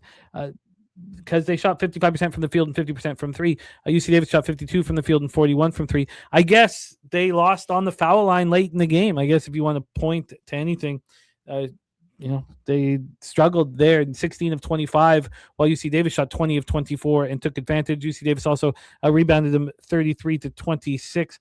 That line opened with UC Santa Barbara minus 3.5, closed at 4.5. Here for the last spot on Spooner's card, we have UC. Here we go. We have UC Santa Barbara minus 3.5 on the road. Opened up at minus 2, got up to minus 4. So opened up minus 2 at 3 in the afternoon, was a 4 at 9 in the morning. Now we're back at 3.5. So very legitimate line movement here to UC Santa Barbara to go in and get their revenge. I like this spot. Quite a bit. This total opened up at 140. It's now at 148.5. Opened up 148. Did drop to 146 before climbing again. Take it away for us here, Spooner. Gauchos, Aggies in Davis, California. Yeah, this is a nice revenge spot, in my opinion, for UC Santa Barbara. That was a game they went up 33-15 versus UC Davis. And UC Davis plays at a really fast pace. In conference, they're averaging 71.3 possessions a game. In contrast, UC Santa Barbara is averaging 66.9, and that number would be lower had they not already played UC Davis this year in conference. So it's a little bit of contrast in pace. I think UC Davis played a great game in that first one, shooting 65% from the field, 40% from 3. I question whether they can really do that again, this is a team that shoots very mediocre in conference play at just 51.5 effective field goal percentage on the season. And UC Santa Barbara, they have one of the higher percentages in all of conference adjusted numbers with 58.9%. That's in the 98th percentile. I think if you're going to force UC Santa Barbara to play 71 possessions, I think their defense is better. I think their offense is better. And I think we've already played one of these games where the range of outcomes came on the probably less likely outcome side. I don't think that happens again.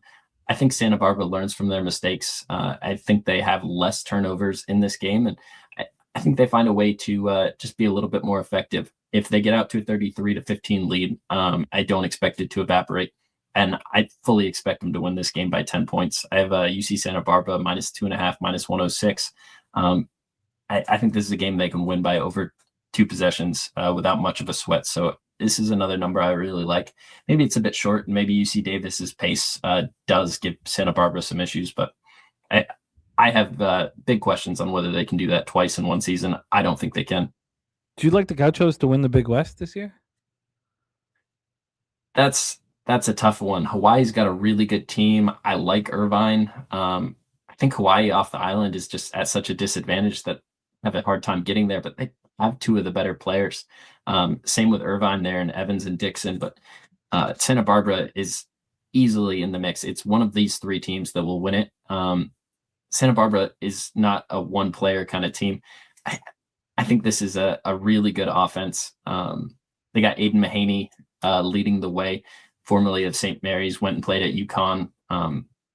This is a really good offense. I could see them winning the Big West this year, yeah. Let's review the card here for Spooner. Vermont -7 at -110. Merrimack -3.5, -105. Lemoyne -2 at -110. That's a spot where I'm on Wagner +2.5, -110 uncomfortably. Jacksonville State +4.5, -110. And UC Santa Barbara -2.5 at -106, which rolls us into so as you guys know, I'm on Wagner. The only other bet I've made is the first game.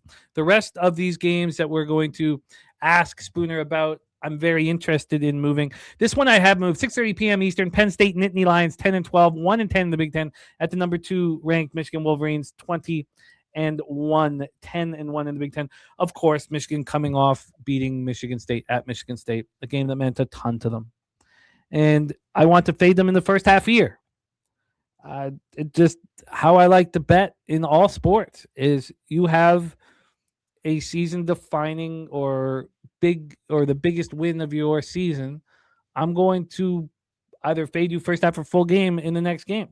I took Penn State first half.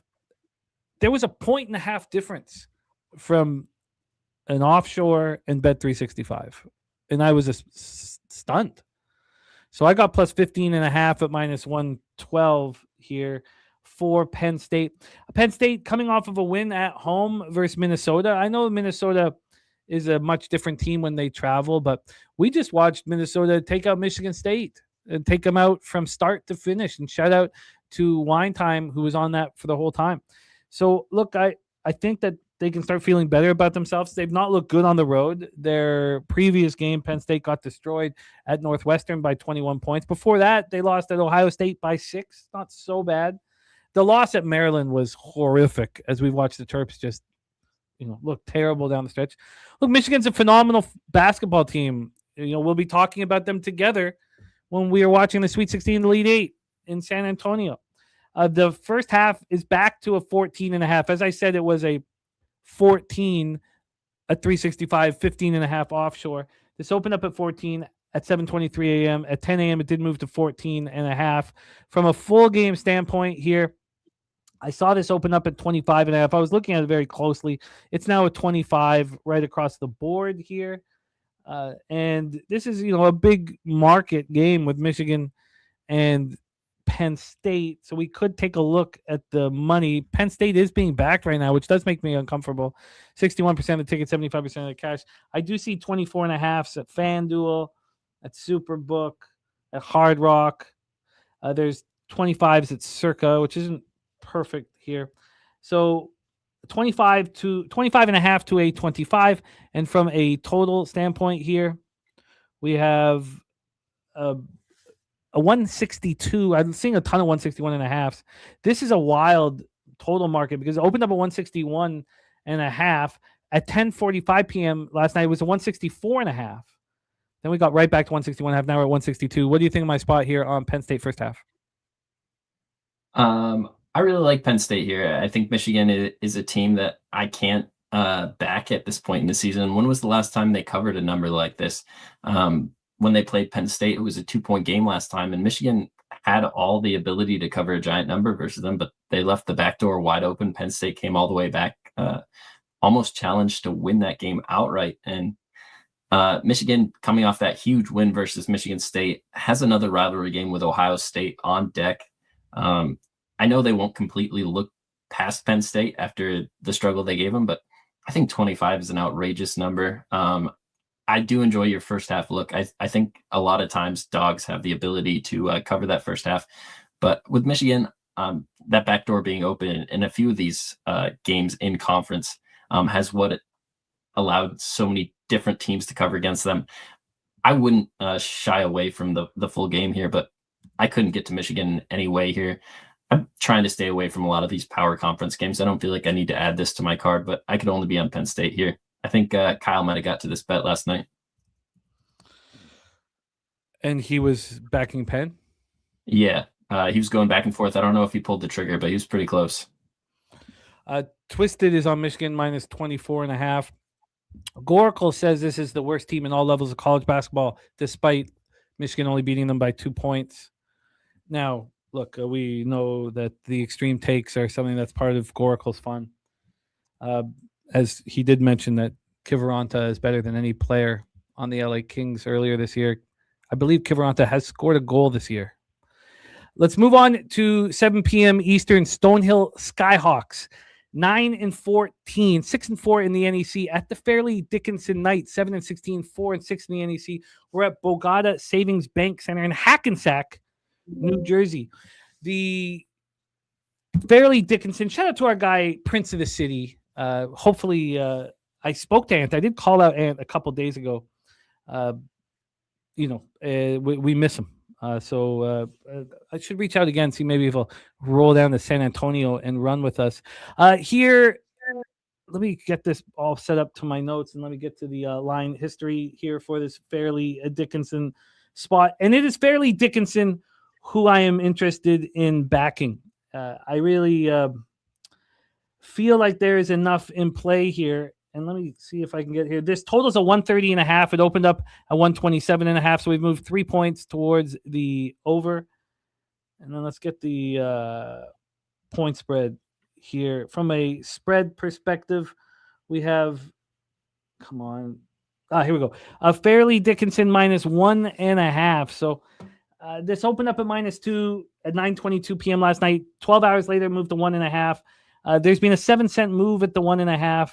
But the market certainly not impressed here by Fairleigh Dickinson.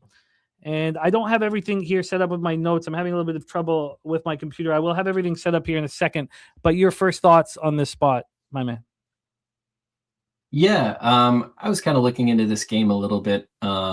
You have a starter out for Stonehill in the last game, and their starting center, Tutik. He's a Serbian. Played really well in that FDU game. Didn't quite have a double-double. 10 rebounds, though, 2 blocks, a couple steals.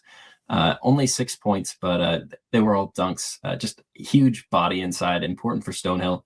I think FDU's the better team here. I would really like to have a little more information on this. This was a spot where I was looking to get on FDU. I want to say I backed FDU in that first matchup. They got out to an early lead. Stonehill came roaring back, and FDU, through their last punch, almost came back and won that game outright. I almost think there was a little hijinks at the end of it. Can't quite remember that game now, but it was a very back and forth affair, and I think FDU got the unlucky side of it. They were up in that game with just a few seconds left. I think they could do this again. I think this is a spot where I'd like to be on FDU. I couldn't quite get there. There was other things pulling my attention. I haven't monitored the line to see what's happened as well with action. But this is FDU or pass for me. You're buying high on Stonehill if you're trying to get on Stonehill, and you're selling low on FDU. I think they're a better offense. I think they're probably a better team, and they're sitting at 4-6 while Stonehill's sitting at 6-4. So they're laying points at home for a reason. I agree. We can get the Rebenga here in this one. This line's not doing much, just sitting there. What's the best number we can get on FDU right now? I think we would move probably to the money line. I'm looking at a bunch of, I guess it's almost all twos. I'm looking at a 1.5 here. And then on the money line here, sorry, let me just get over to on the money line, we have, I wonder if we can get a juicier number. 135 is the best I see for the money line for me. I see a 1.5, 114. Yeah, I see 1 minus 130. Huh. I'm not interested in paying that much juice with an FDU game. I would like this number to come down.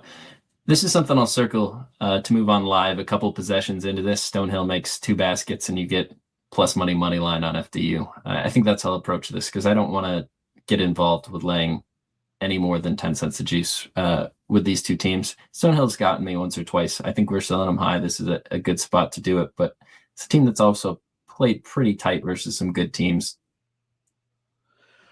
All right. Yeah, I'm going to sit with it for a little bit longer. I don't know if it's there's enough of a smash and grab here, but I'm very interested. Let's roll on to our next spot on the board here. Head over to the American East. UMass Lowell Riverhawks 9-14, 4-4 in the American East. At NJIT Highlanders 11-12, 6-2 in the American East. Another famous basketball arena, Joel and Diane Bloom Wellness and Event Center in Newark. This one, line-wise, was tricky for me to comprehend, and I wanted to hear from you on the spot, because I didn't quite understand.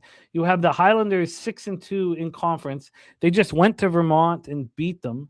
They already went to UMass and beat them by 9, and here they are, barely favorites when they play again, -2.5. We talk about, Spooner, how the opening line should get the attention, and this is something that you utilized and I screwed up in the Utah State New Mexico game, because it wasn't that the fact. Now I know it came all the way back, but it wasn't the line movement from a pick'em to 2.5 shouldn't be what caught the attention. Should be, why is it opening up as a pick'em? Why did this open up with NJIT -1? So sure, it took 14 hours to get to 2.5, and it's sitting at 2.5 right now. But why in the world would this be the number? Take it away. I'd love to hear it. So UMass Lowell opened up as favorites in that game, not just short favorites. I don't have the number now, but I want to say it was 8.5 point favorites. NGIT coming into this conference season, I had kind of circled as a dark horse. Before the first game of the conference, I had taken them on the money line in the first half versus Penn, and they lost the money line cover on like the last second. Penn hit a 3 to either go up by 1 or tie the game, and it was rough. Just being on that, because it was a big plus number. And then I was a little unsure of what to make of them in conference. They were catching some big numbers, or laying big numbers, versus Binghamton and New Hampshire. They lost to Maine, and right before that UMass Lowell game. So it was really tough to really understand what NJIT was. Maine is one of the worst teams in the conference. New Hampshire had their best player playing at that point. They looked like one of the stronger teams. So it was hard to really make anything of them. And UMass Lowell was getting some of their best players back. It was an 8.5 point line. They won outright as dogs. So how much can you really adjust a 8.5 point line when you're going home now? I thought the 1 was a little bit suspicious. I stayed away because I wasn't really sure what to do with it. My initial thought here is lay it with UMass Lowell. They were 8.5 point favorites for a reason in that first game.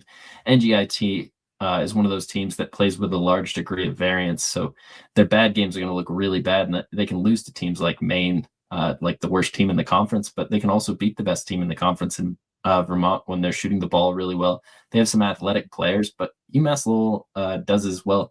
I think this sets up as a spot for UMass Lowell just off market value alone.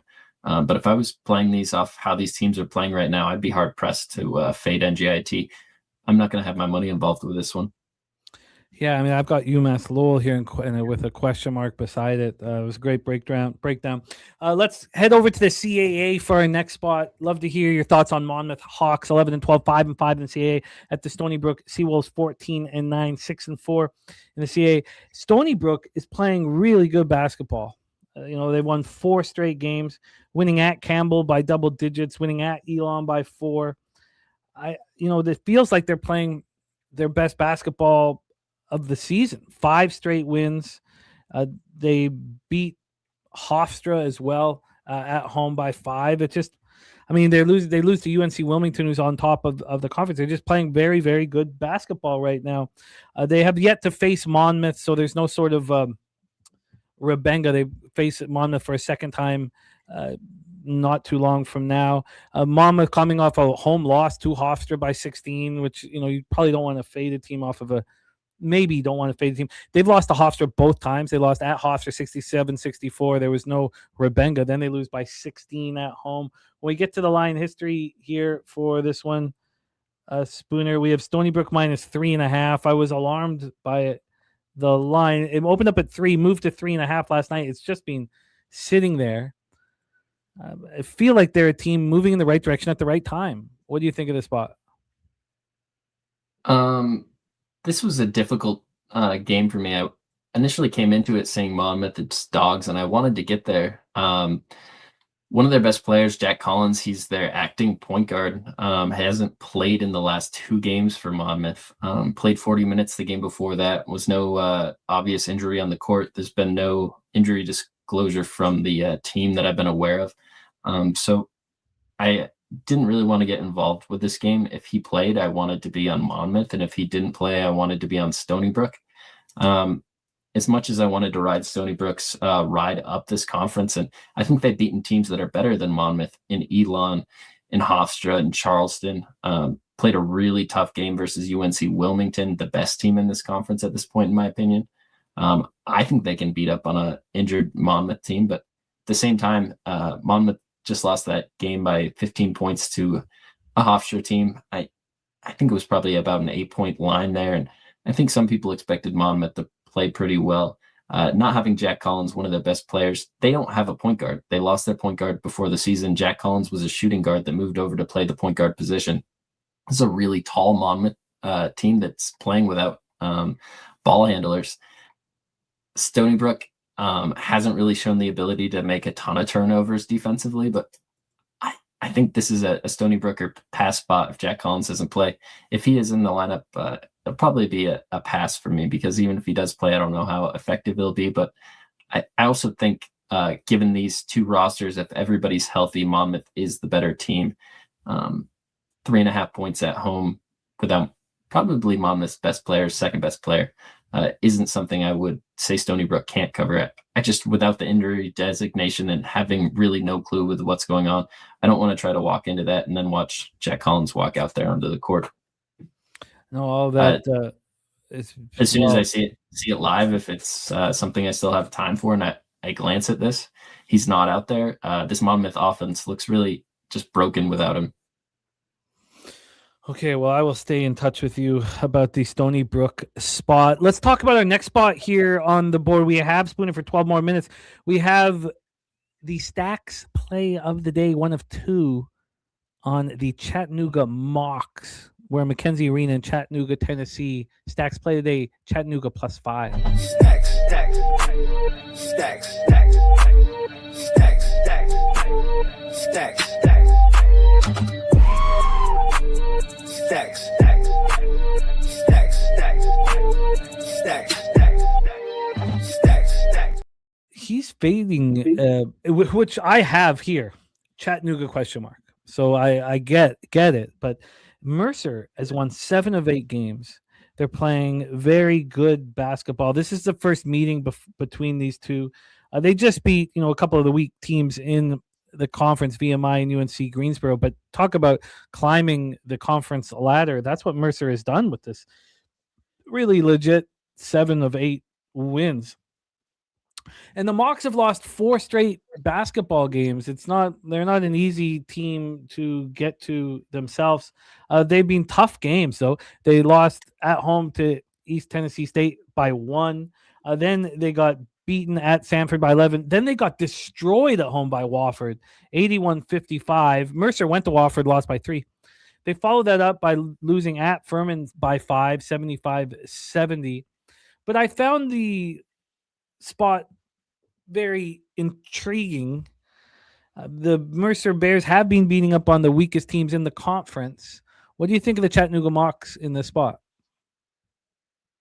I think this number is a little off. I think Mercer's one of the best teams in the conference. I think Chattanooga is one of the worst teams in the conference, at least with play to this point. I think there's a lot of people that had some high hopes for Chattanooga coming into the season.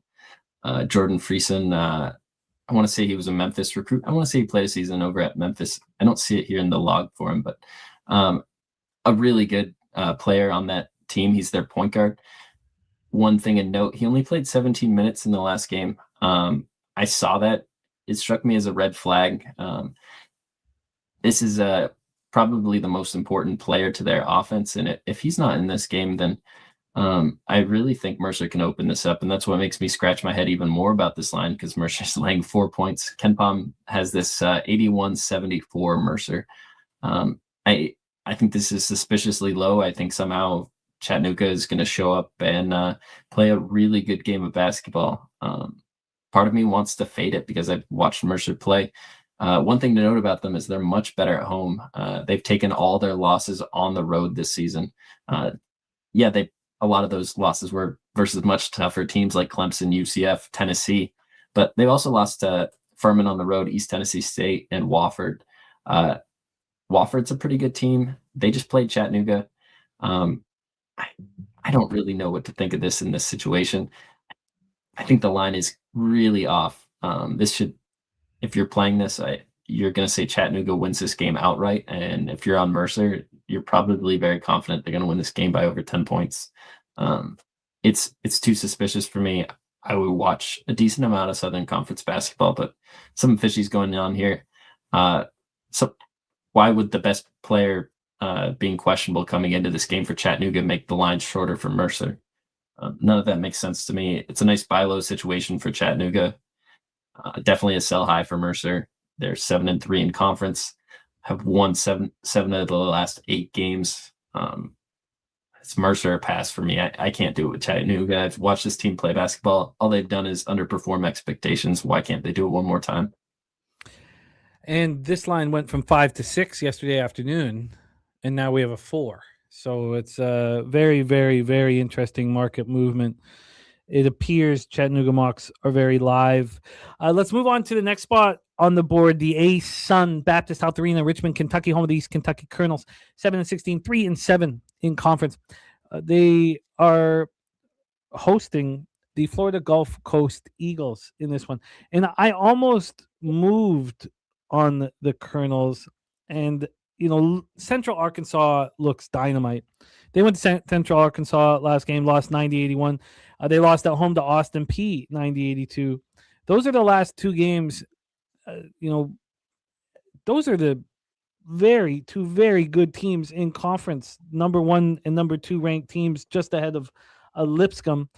And I like a team that's battling here. The 2 losses at North Florida by 2. Look, North Florida is 3-7 in conference. At Jacksonville 4-6 in conference. Not great. But last time they were at home before that tough game against Austin P, they beat Bellarmine by 20 points. And we have Florida Gulf Coast. They coming off of a home victory, 72-64 over North Alabama, worst team in the conference. Then they go to Jacksonville and they beat up on Jacksonville. They beat up on them 68-49. So there is some hesitancy here with the Colonels, but I'm very interested in them. East Kentucky, here opened up at -1. I see some 2s on the board without Vig. It opened up at 1, got to 2, 12 hours later, back to 1.5, back to 2. Now we're sitting again at 1.5. It is juiced to Eastern Kentucky. What do you think of this spot? For me, this is Eastern Kentucky or pass. One thing to note with Florida Gulf Coast is they just got one of their best players back in their last game versus Jacksonville that they won 68-49. He didn't start J.R. Kaninsky. Played big minutes at a Power 4 school. So I think that's a difference maker for this game. But this is Eastern Kentucky for me. If we look at what they've done at home in conference this season, they beat North Alabama, Central Arkansas, and Bellarmine. Bellarmine's a decent team, but Central Arkansas is the class of this conference. And if you can beat them at home, you can beat anybody at home. It was an overtime game, and they've had a really tough go of it since that Bellarmine game. 3 of 4 road games, had to play North Florida, Jacksonville, and Central Arkansas on the road. And they had to get Austin P at home. Austin P, we watched them play last night. Really good basketball team. So I don't think there's any reason to think any lower of this Eastern Kentucky team after those 4 straight losses. And I think it brings the number down on them a little bit. I think they should be laying more points than this to Florida Gulf Coast.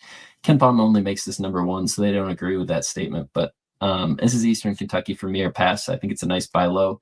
You're selling Gulf Coast off those 2 back-to-back wins. Their starter, one of their better players coming off the bench, indicates he's still not fully healthy yet. And some of those situations can go back and forth where they take less minutes the game after that. And maybe you get lucky here. I think Eastern Kentucky's really do a good home win. So I should alleviate my concern of the star player returning for Florida Gulf Coast and trust the spot after playing the toughest 2 teams in the conference? So, I mean, he played in that last game. What did he do? Kaninsky had 9 points off the bench, played 25 minutes. Not a great game or anything for him. I don't think Florida Gulf Coast is that great of a team. They have an offense. It's going to be really all or nothing. So if Eastern Kentucky can score with them, I think you say they win this game. This is a tough one for me. I'm very interested in the Colonels. I only have you for 3 more minutes, so I know you have Citadel. What are you thinking about doing with Citadel? That's the next spot. I just had to use it here.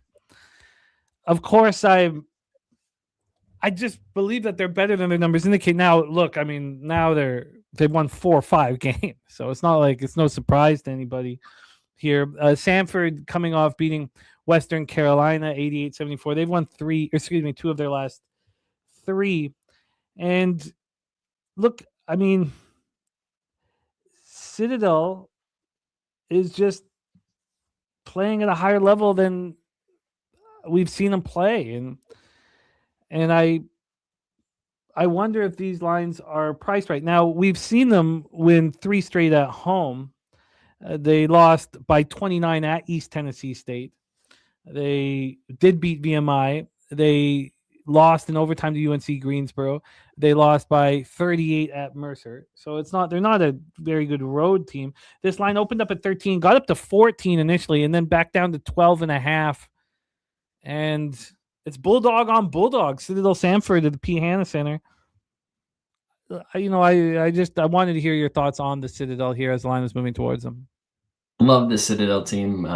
Definitely have exceeded my expectations, have cashed on them back-to-back games with VMI and UNC Greensboro. And a big credit for you for putting them on my radar. I just think this team has really shown us, not just this year, but consistently over the years, that they're a different team at home than they are on the road. And there's 2 30-point losses in conference. The games they won were versus lesser competition. I don't think that Samford plays with their food here. I think Citadel is in a buy high situation, and I don't want to do that. I think this is a Samford spot or pass. As good as Citadel's been to me, that overtime win on Saturday was great. So I'm not going to look to try to fade this team. I wouldn't be surprised if they cover this number and somehow make this a game, but I'm not putting my money on it. I think that makes sense. I've got 3 spots left, and I'm going to be breaking them down with Jose. The Arkansas Little Rock appeals to me very much. UAB Blazers and Montana Grizzlies. I'm going to be breaking those 3 games now down with Jose. Hearing them right off the top, are there any notes to go into our cap? Because we've got 3 games before we get an NBA. I really was close to moving on Memphis last night in that UAB game. UAB's home court environment is probably one of the biggest like drop-offs over the last couple of years. They had Yaxel Lendenborg, Michigan's best player there, just last season, and I feel like a lot of the fans have really just bought out. The last few times I've watched that arena, there haven't been a ton of people there, and that was something that, like, when UAB played at home, you added extra points. I mean, maybe not like the Pit or you do in Cameron, but it was one of the stronger home courts, and I think that's gone. I think not Michigan, but Memphis is in a nice buy low. That stuck out at me. I'd like to get there with Memphis. I've had a bad read on that team this year overall, but I think UAB is overvalued at home. I don't think they should be a favorite there. Good luck with the rest of your action. I didn't get too deep into that Little Rock game. I would assume you like Lindenwood. No, I like the. You like the Little Rock side of that? Yeah. Oh, if I have any thoughts, I'll put them in here in the comments as you go. Good luck to everybody tonight. Let's have another profitable Thursday. Good luck, guys. There's our guy Morgan Spooner here. What a great job he did. I'll review his action here in a second. I'm also going to pop his X handle here in the chat. Support our guy Morgan Spooner, also starring on the Sauce Network, midnight Eastern, and doing a hell of a job here with us as well. While I do that, we got Jose Bouquet back in business for us. Jose, my friend, how are you? How's the good started for you? How's it gone? Good. Canada opened up with the most points ever in a first end, I think it's called. So they're up 6-2 now. So that's great. We're having fun there. And Korea's down 5-3, but we're fighting. The Koreans are known for their fighting spirit. Those are the North Koreans. The South Koreans, they're known for pop music, and they hate Jose Bouquet. I don't know if that's also true. Yeah. I'm sure you've heard Golden, and you're a big K-pop Demon Hunters family over there. Yes, Ella and Carter too, because he looks up to Ella. But Ella's a very big. Yeah, I will admit, 2 days ago, just because I was feeling froggy, I started blasting the popular song from that movie in my house as Hell goes to sleep, just to wake her up, just to keep things lively around the house. It's pretty funny. Picks from Dave in the house. Great to see picks from Dave. He is on Citadel with the points. I said it. God, I'm getting crushed in college basketball, but I said it how long ago? I don't know, 5 weeks ago, that Citadel was better than their horrific record indicates. Let's roll here, Jose, my friend. Can you set up this Lindenwood Lions, Little Rock Trojans game? 3 games before we get an NBA with Darryl Rice and Billy Brisbane. Sure, and then I'll tell you a tremendous tale of woe at the end of the program. Sure. Jimmy, a tremendous tale of woe. No, it's not your woe, is it? No. Okay, good. No, that would make it funnier, but it is not. It makes it more woeful when I tell you who it's about. I'll say that. But Little Rock here versus Lindenwood here. Let me get my curling bets out of my way here, because those are the most important things in my life right now. Shout out to the Canada curling team, mixed doubles as well. Never forget. But let's talk about Little Rock here, and hopefully we'll get some market movement in this game.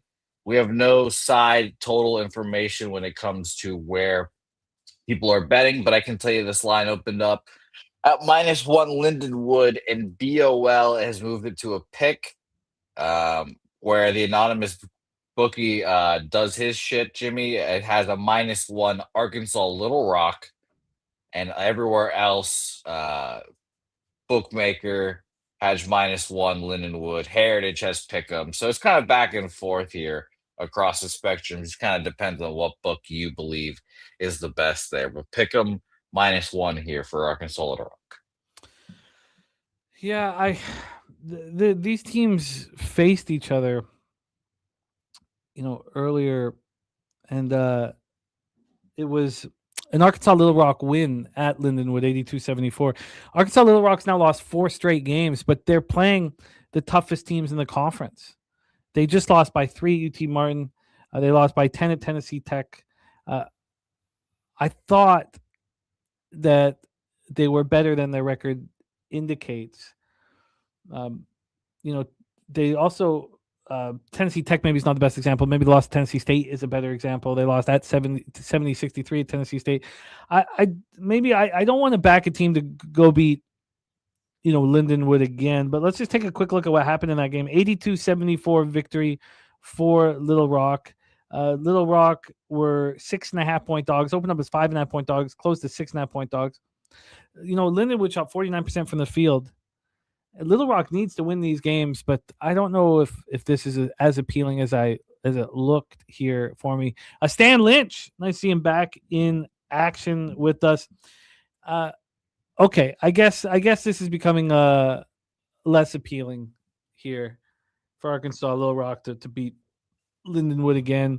And why would I try to catch a falling knife here with this 4-game losing streak? Let's roll into this Memphis UAB spot. We've already heard Spooner interested in the Memphis Tigers. Why don't you set this one up for us? Sure, UAB 1.5-point favorites here. It opened up at 1 again, where the anonymous bookie does his thing, has 2. Everywhere else has -1.5 here for UAB. At least this is a pretty big game, so we'll have market information. And wow, boy, do we! 92% of the bets, 94% of the money on UAB in this game. Wow, a lot of people bet a UAB, and according to Wager, 80% of the bets, 92% of the money on the over in this game. Wow. It was an interesting discussion about UAB's home court. We've seen them not look good. Lost at home to South Florida by 13. Lost at home to Tulsa by 22. The game before that, they lost at home to Florida Atlantic by 5. The game before that, they lost at Wichita State by 5. Ugly. And then we go to their road games. They beat South Florida in double overtime. They beat East Carolina. They beat Tulane, who's so good. They beat UTSA. They beat North Texas. This is their lone meeting with Memphis. Maybe what Spooner was saying is shown here right in the information, that UAB is a bet-on team on the road and not so at home. And maybe I can get off of this spot. But, and look at Wine Time. Wine Time says Memphis money line. The solution says Memphis. Yeah, maybe that is the situation that we're dealing with. It's just a team losing their star player in the offseason, and with that goes the energy of the Bartow Arena. Wow, okay. Interesting and helpful. Let's set up the final game here in college basketball. Head to Dahlberg Arena, Missoula, and then we'll put a bow and head into the NBA. Over under a half of time in your life you'll be in Missoula, Montana. My life is pretty boring now. It was once exciting, and it no longer is. It's pretty boring. I've had my. Would this guy ever make it? Roll through Missoula? The chances were very high at one point. No longer is the case. So that's why I need to get down to San Antonio, man. Make my life more exciting again. I'm just a dad pissed me off here. That's sad. I miss the Pigeons. It's just a man alone with his well, not alone because I got the kids, but not nothing but action, gambling action for me. So it's not a healthy life. Very sedentary. I'm very concerned about my health with the gambling. As sad as it is to say, Jimmy, I do kind of miss when your car got ganked that one time. That was one of the funnier, sad things that's happened on this program. It was just such a shock. Who's going to gank it? I was so surprised. Why would you pick this car? I guess it's easy to rob, but yeah, I guess my car got ganked. I was like, what the fuck does that mean? And we have Stan Lynch talking about this Eastern Washington Eagles spot. Sure. Set the table for us, Jose, my friend. Sure. 48 more days, as Wine Time says as well. Stealing Nasty Nate's biz. Cease and desist, Nasty Nate must say. 6, by the way, is the opener of this line here. We're seeing a 7 at Bookmaker. Heritage has a 6.5 in the same place where the anonymous gambler has been doing his thing. 6.5 there as well. Otherwise, BOL, Bodog, both at 6s here for Montana here. And we actually do have information on where people are betting in this game. 67% of the bets, 86% of the money on Montana. Oh, it's 2005 Toyota Corolla, Justin. It was just used for a B&E, which is, I guess what you use. You'd think you'd want a Jeep or something with more. That's a reliable car. That's a reliable car. You would have driven that thing into the ground. You'd still be driving that thing. I am still driving it. Oh, well, there you go. Oh, you got it back? Yeah, they found it. Oh, I didn't know that you got it back. I thought you just was like, you know what, fuck it. I got to get a new car. No, they found it. They found it after 5 or 6 days. They found Nice. it. Yeah, hey, the Mounties, they find your shit and they bring it back. They do. They do. Picks from Dave says he came out of a Cheesecake Factory once and his Jeep was stolen. Yeah, He did not say his car got ganked. I can guarantee you that. Picture of Dave was like, oh, my car was apprehended. Something like that. you know what?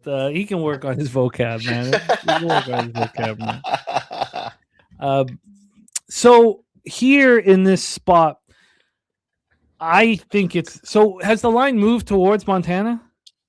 Yeah, some books here. Let me double check real quick here. But oh god, I'm just laughing at Dave getting his car stolen now. It's hilarious. Bookmaker has a 7. They opened up at 6 indeed, got up to 6.5 and moved to 7 here.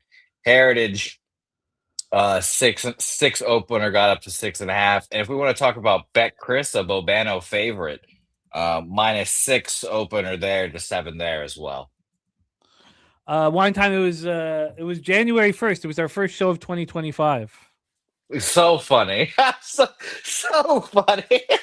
First show of Let's the start year. the year off right. My car got ganked.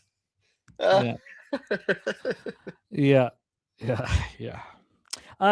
So I think this is a Montana Grizzlies smash and grab. They're 2 games out of the top of the Big Sky. Portland State sitting on top of the Big Sky. They're tied with Montana State behind them. They played Eastern Washington. Montana opened up as 1.5 point favorites, closed as 1.5 point dogs, and they lost by a point. And they shot 2 of 14 from 3. Eastern Washington shot 9 of 21 from 3. So Eastern Washington gets 21 extra points from 3 that the Montana Grizzlies got, and to beat Montana by a point. Montana's also coming off of a loss, so it's not like they're feeling good about themselves. They're angry about what happened at Sacramento State. And that, of course, you can we talk about situational capping. They had just beat Portland State. They went to Portland State, beat Portland State, felt very, very good about themselves. That's the only loss Portland State has on their resume. And then they came back and lost to Sacramento State. We see that so often. A team beating the leader in the conference and then coming back and losing to a average Sacramento State spot. I think Montana Grizzlies take it out of Eastern Washington. I think it should probably be a 2-unit spot here. Stan Lynch says, when I see Eastern Washington, he always leans over basketball or football. And Robert Cherry says, it just goes to show how fucked up your vehicle is. He says, when I'm in Jersey and hang out in the stolen car capital in Newark, they didn't even look at his Tahoe. God damn. Yeah. They stole it and they were like, you know what? Never mind. We don't need it anymore. Honestly, I don't care about almost anything anymore, except for like my family. Like, I don't care. Gambling has just put this armor on me where I just don't care. You think, like, I'm telling you, I won't emote for a second. Anybody can say one thing, anything. They can say the most horrifying thing to me and I'll just stare right back in their eyes. I just don't care. The car got stolen and it was good for laughs, but I didn't really care. No, you were hurt. You were hurt that day. You were hurt that your car got ganked. I felt the hurt on it. He's like, yep, my car was stolen.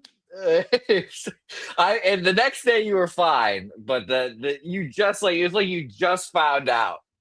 And then you got on the show and you told everyone. Time, and I was, then I have to walk the kids to school, which didn't happen, I don't think. I think we got the car back, but fuck. I think that Montana should be bet to cover and also double result. I think it should be a 2-unit bet. And I think I should, because it looks like I'm going to have a lower quantity of action here. So I think that's what should be bet. Jose, let's do a review of college basketball action here. Spooner on Vermont -7. He's on Merrimack -3.5, -105. I want to spend a little more time on that Merrimack game. We're on the other sides of the fence here, Lemoyne and Wagner. I'm on Wagner, and we have countless cappers on Lemoyne. I did see, though, in the chat that my man Justin McKelvey going to join me on Wagner. Makes me nervous as I'm not succeeding. Jacksonville State +4.5. I want to look into that more, that Spooner spot. And UC Santa Barbara -2.5. That certainly does seem like the look, doesn't it? Has the revenge. I'm on Penn State first half. I think the thing that hurts this look is the fact that they played Michigan so tough that first matchup. I think that's what hurts it the most. I want to fade a team after a huge victory like Michigan just had against Michigan State, but they're not going to overlook Penn State because they had that tough game against Penn. Dickinson, these spots, UMass Lowell, that line's insane. And Gorko not moving on Memphis for now. Okay, I think that you guys moving on Memphis did make sense. Robert Cherry is on Wagner money line. I like seeing that. He's also on West Virginia, which is interesting. I came very close to moving on Cincinnati, but the line just didn't work properly for me. Cincinnati's so tough at home. Then here, UMass Lowell. Look, that line's insane. And you know what I've noticed, Jose? When lines make no sense whatsoever, that team covers the first half nonstop. When the line doesn't make sense, it's over the 440.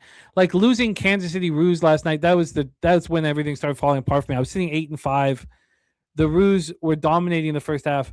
The line was insane. It made no sense. And that game went to overtime. That game went to double overtime. God, it was such a mess. So this UMass Lowell makes no sense. I think UMass Lowell should be backed first half here on this one. I'd like to hear that, Justin. Then Stony Brook, the Chattanooga spot, the line's clearly moving towards them here. East Kentucky, I will move on. I love that Dave is on the Citadel. I think I'm going to back away. Citadel's made us some money. I'm going to move back away from it. Arkansas, Little Rock, I get why you guys are on the Memphis Tigers now.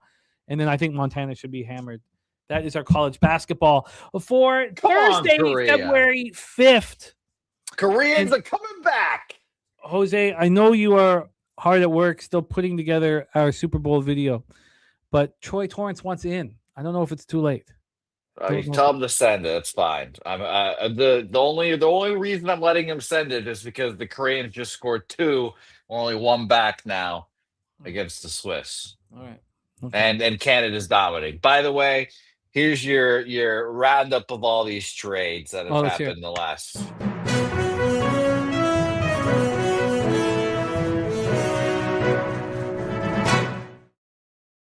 All right. Io DeSumo is a Minnesota Timberwolf now.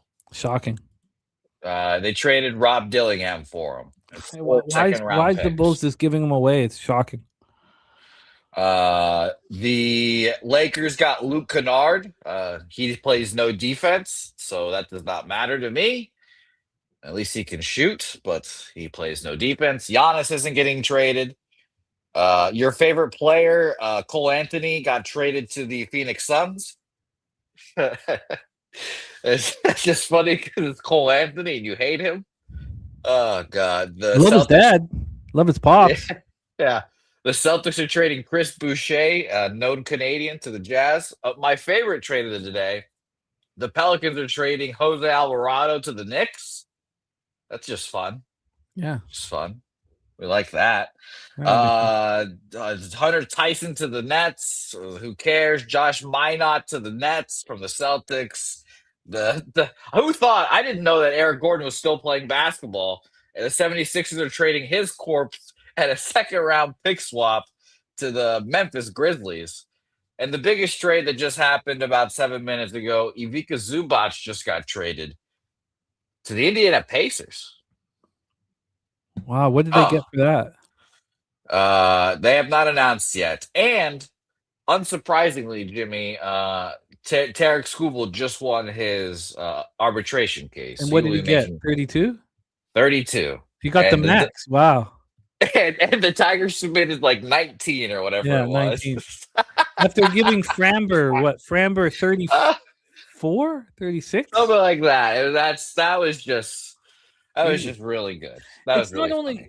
It's not only bad business, but also you hurt the feelings, you upset your superstar. Like there's just bad business in every angle. I hope they enjoyed the last year with Tarek Skubal. His ass ain't gonna be there after next season. Wow. Yeah. Who gets him? Who gets him? We know who gets him. Pinstripes. No. He either goes to the Dodgers or the Yankees. You know baseball, man. If he goes to the Yankees, I will be very upset. I don't want to hate Tarek Skubal. I don't want to do it, but Look, I will tear the man down. College basketball is hurting me so badly. I'm ready for baseball.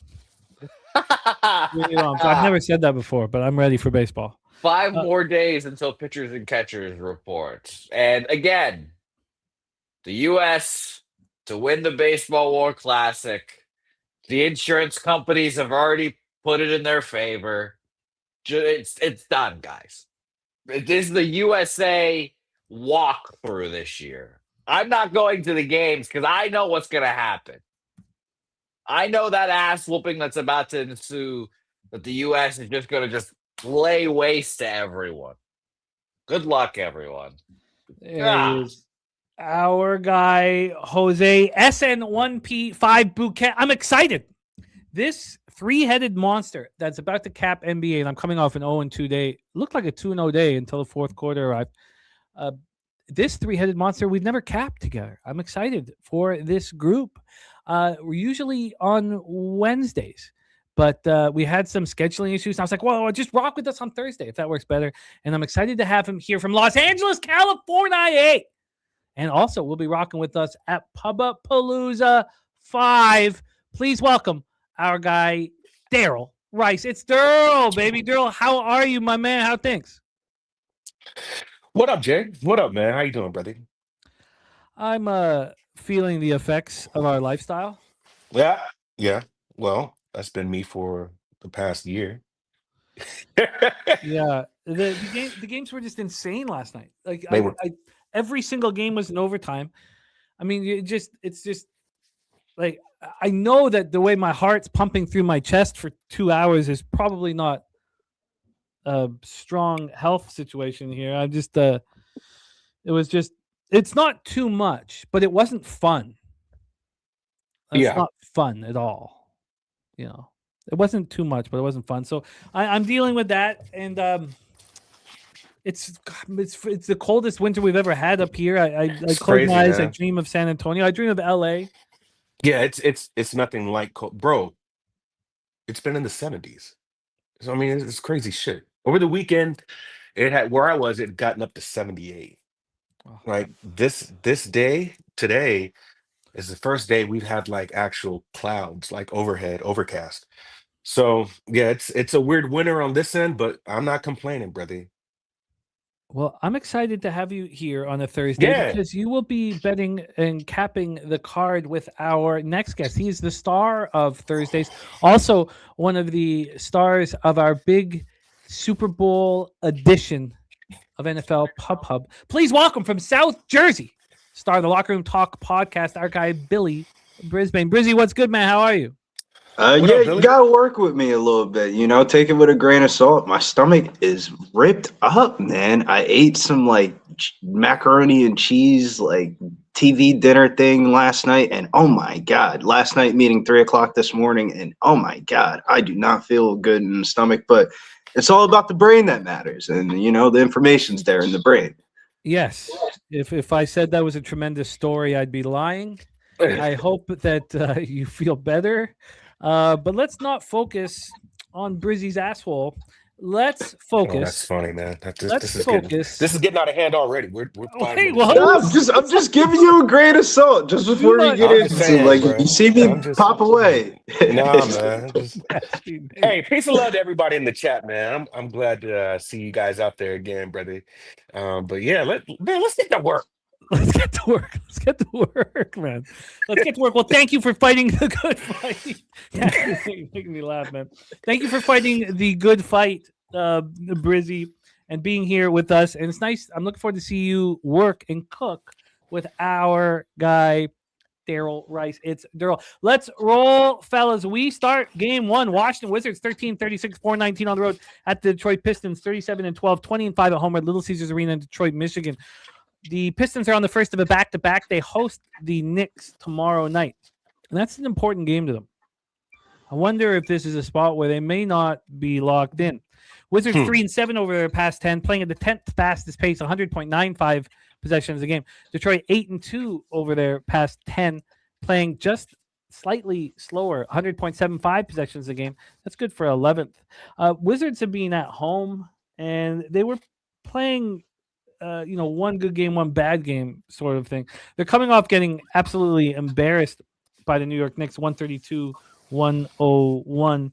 And they have this little mini road trip here.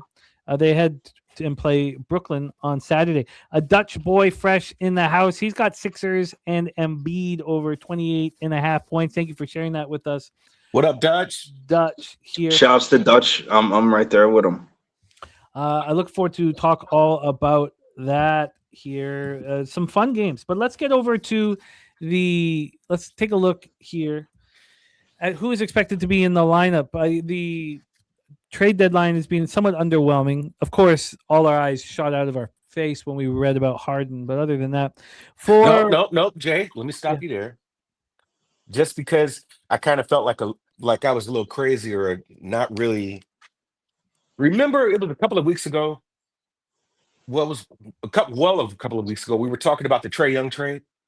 Yeah, and remember, I had said, listen, I think the market is kind of course correcting itself with how these trades are just gotten out of hand in the past. When you're getting like 5 firsts and shit like that for Rudy, and those days are over.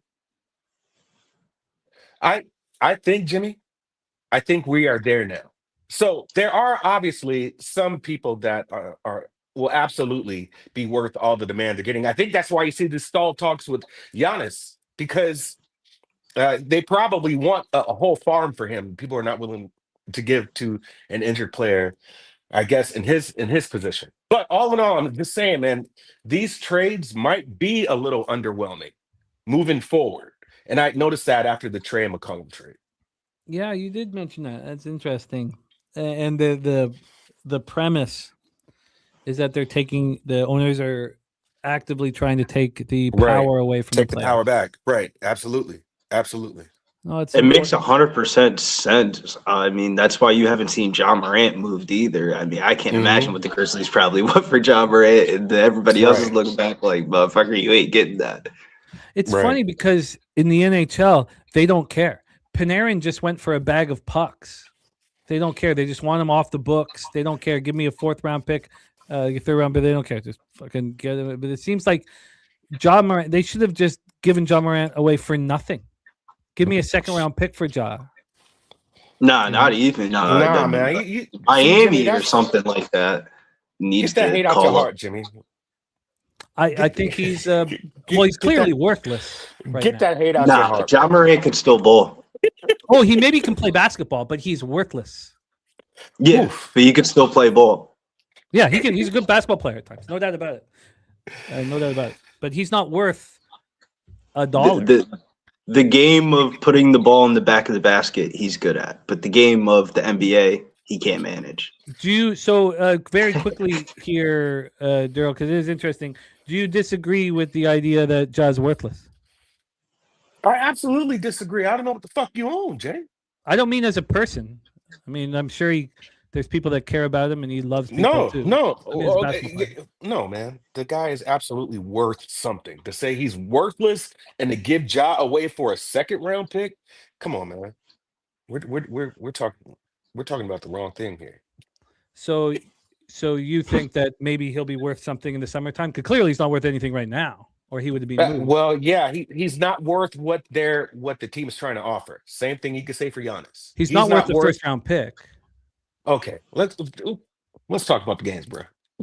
So you think that if they had been offered a 1st round pick, that Memphis would have said no?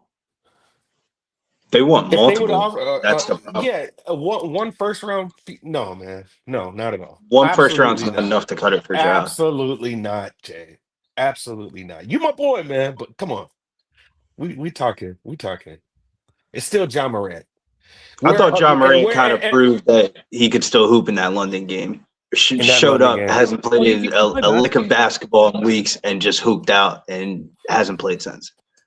After getting into it the day before with his teammate that they had caught on camera Oh, that was talking Yeah, horrible. shit. You know and what he I'm saying? said, "I'm So gonna show you how you do it." yeah. And so that's what I'm talking about. He could turn it on or he could turn it on and off at any given time. But the where you're getting to be fair to your thought process, because the way I can't say your opinion's wrong or right or anything like that, Jay. I just say I don't agree with it. But to your point, um, with him not even really wanting to play the game, not the physical game, but the business game, like the business side of basketball. Him not really just code switching and just saying, okay, I'll do whatever you tell me to do so I can get off this team, but rather still beating against the grain. I think that's also what other owners looked at, and they're like, if we have the same issue, do we got to go through this shit? And so he's not been really willing to play the business side of the game to make 100%. himself John Morant thinks himself. that the NBA is signing a bunch of fucking sneakers and autographs and stuff like that and putting the ball in the back of the basket. And he has a whole nother side thing coming of like, that's not how the NBA works. There's a whole entire business side of things. And that's the gap that he hasn't been able to accomplish. Yeah,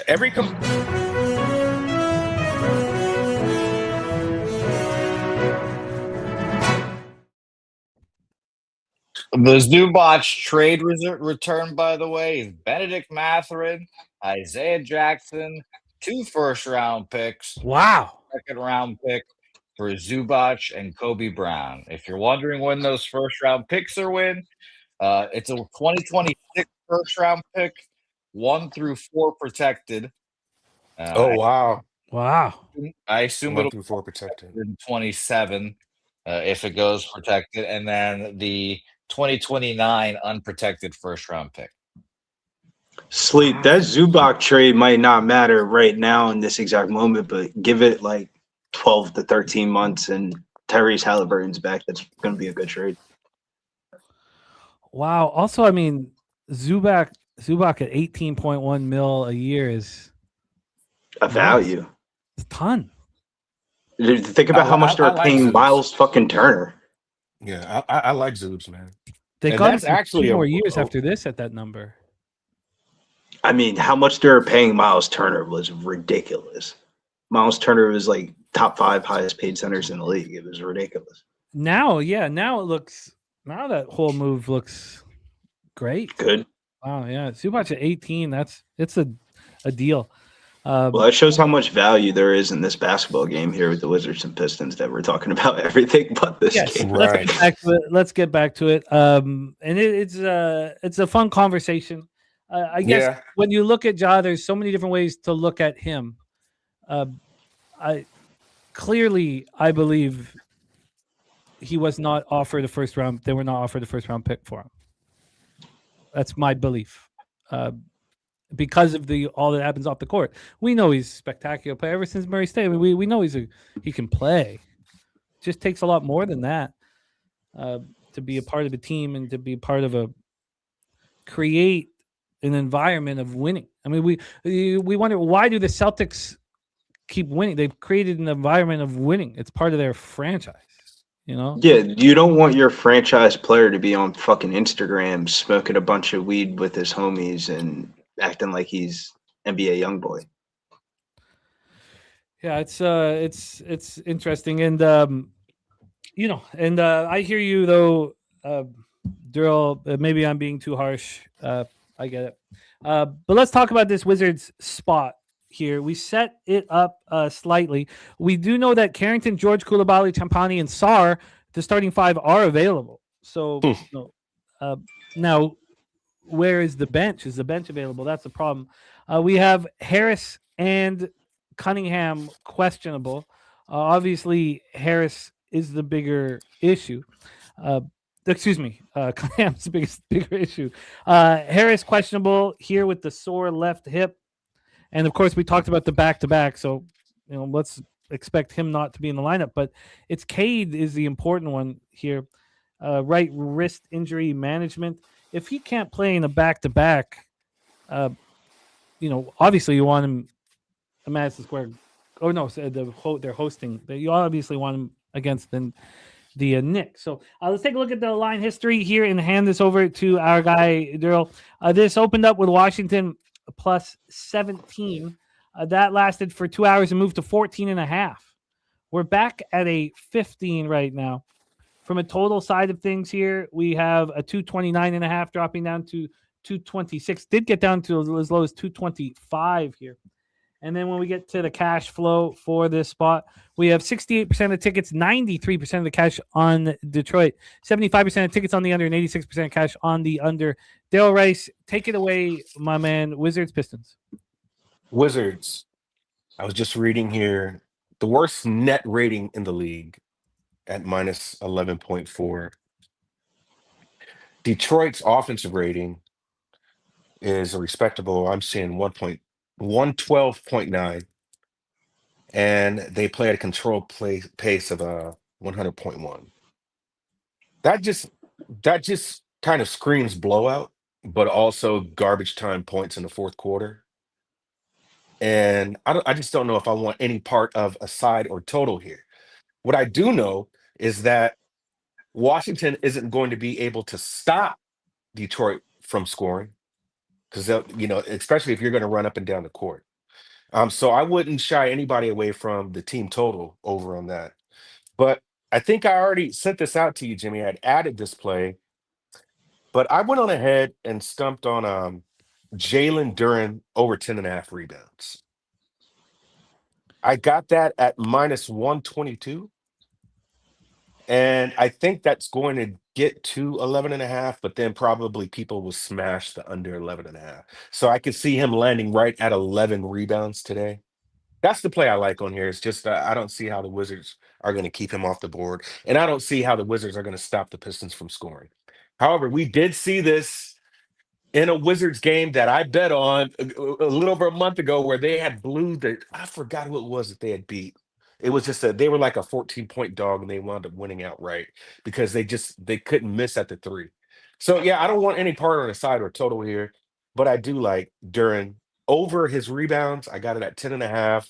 I also got it, or I hit it again at 10.5, but I got it at 11.5. So I'll use both those numbers. So 11.5 is that was for plus 110, and then the 10.5 is minus 122. So I'll take those two plays. You are in business. I am going to be on the Wizards first quarter in this one. Yeah. I just think that the plan will be for tomorrow night. I'm sure, given 48 minutes, even if Cade Cunningham's not on the floor, Detroit can gather themselves and menace somewhat. But Wizards first quarter to me. Justin McKelvey asking if Ja is coming to Pubapalooza. Well, now that they called him worthless, I'd have to apologize. Sorry, Ja. He probably would. Sorry, Ja. Brizzy, take it away. Wizards, Pistons. Yeah, you kind of look at this as like a look-ahead spot for Detroit, first half of a back-to-back with New York coming into town, but this is also kind of like an advantageous scheduling spot here. Third game of a 4-game homestand kind of tells me I think that they handle business early in this one. If you're Detroit, you get up by like 25 fucking points by the fourth quarter. Starters don't even have to play the fourth, and then the back-to-back doesn't even really matter.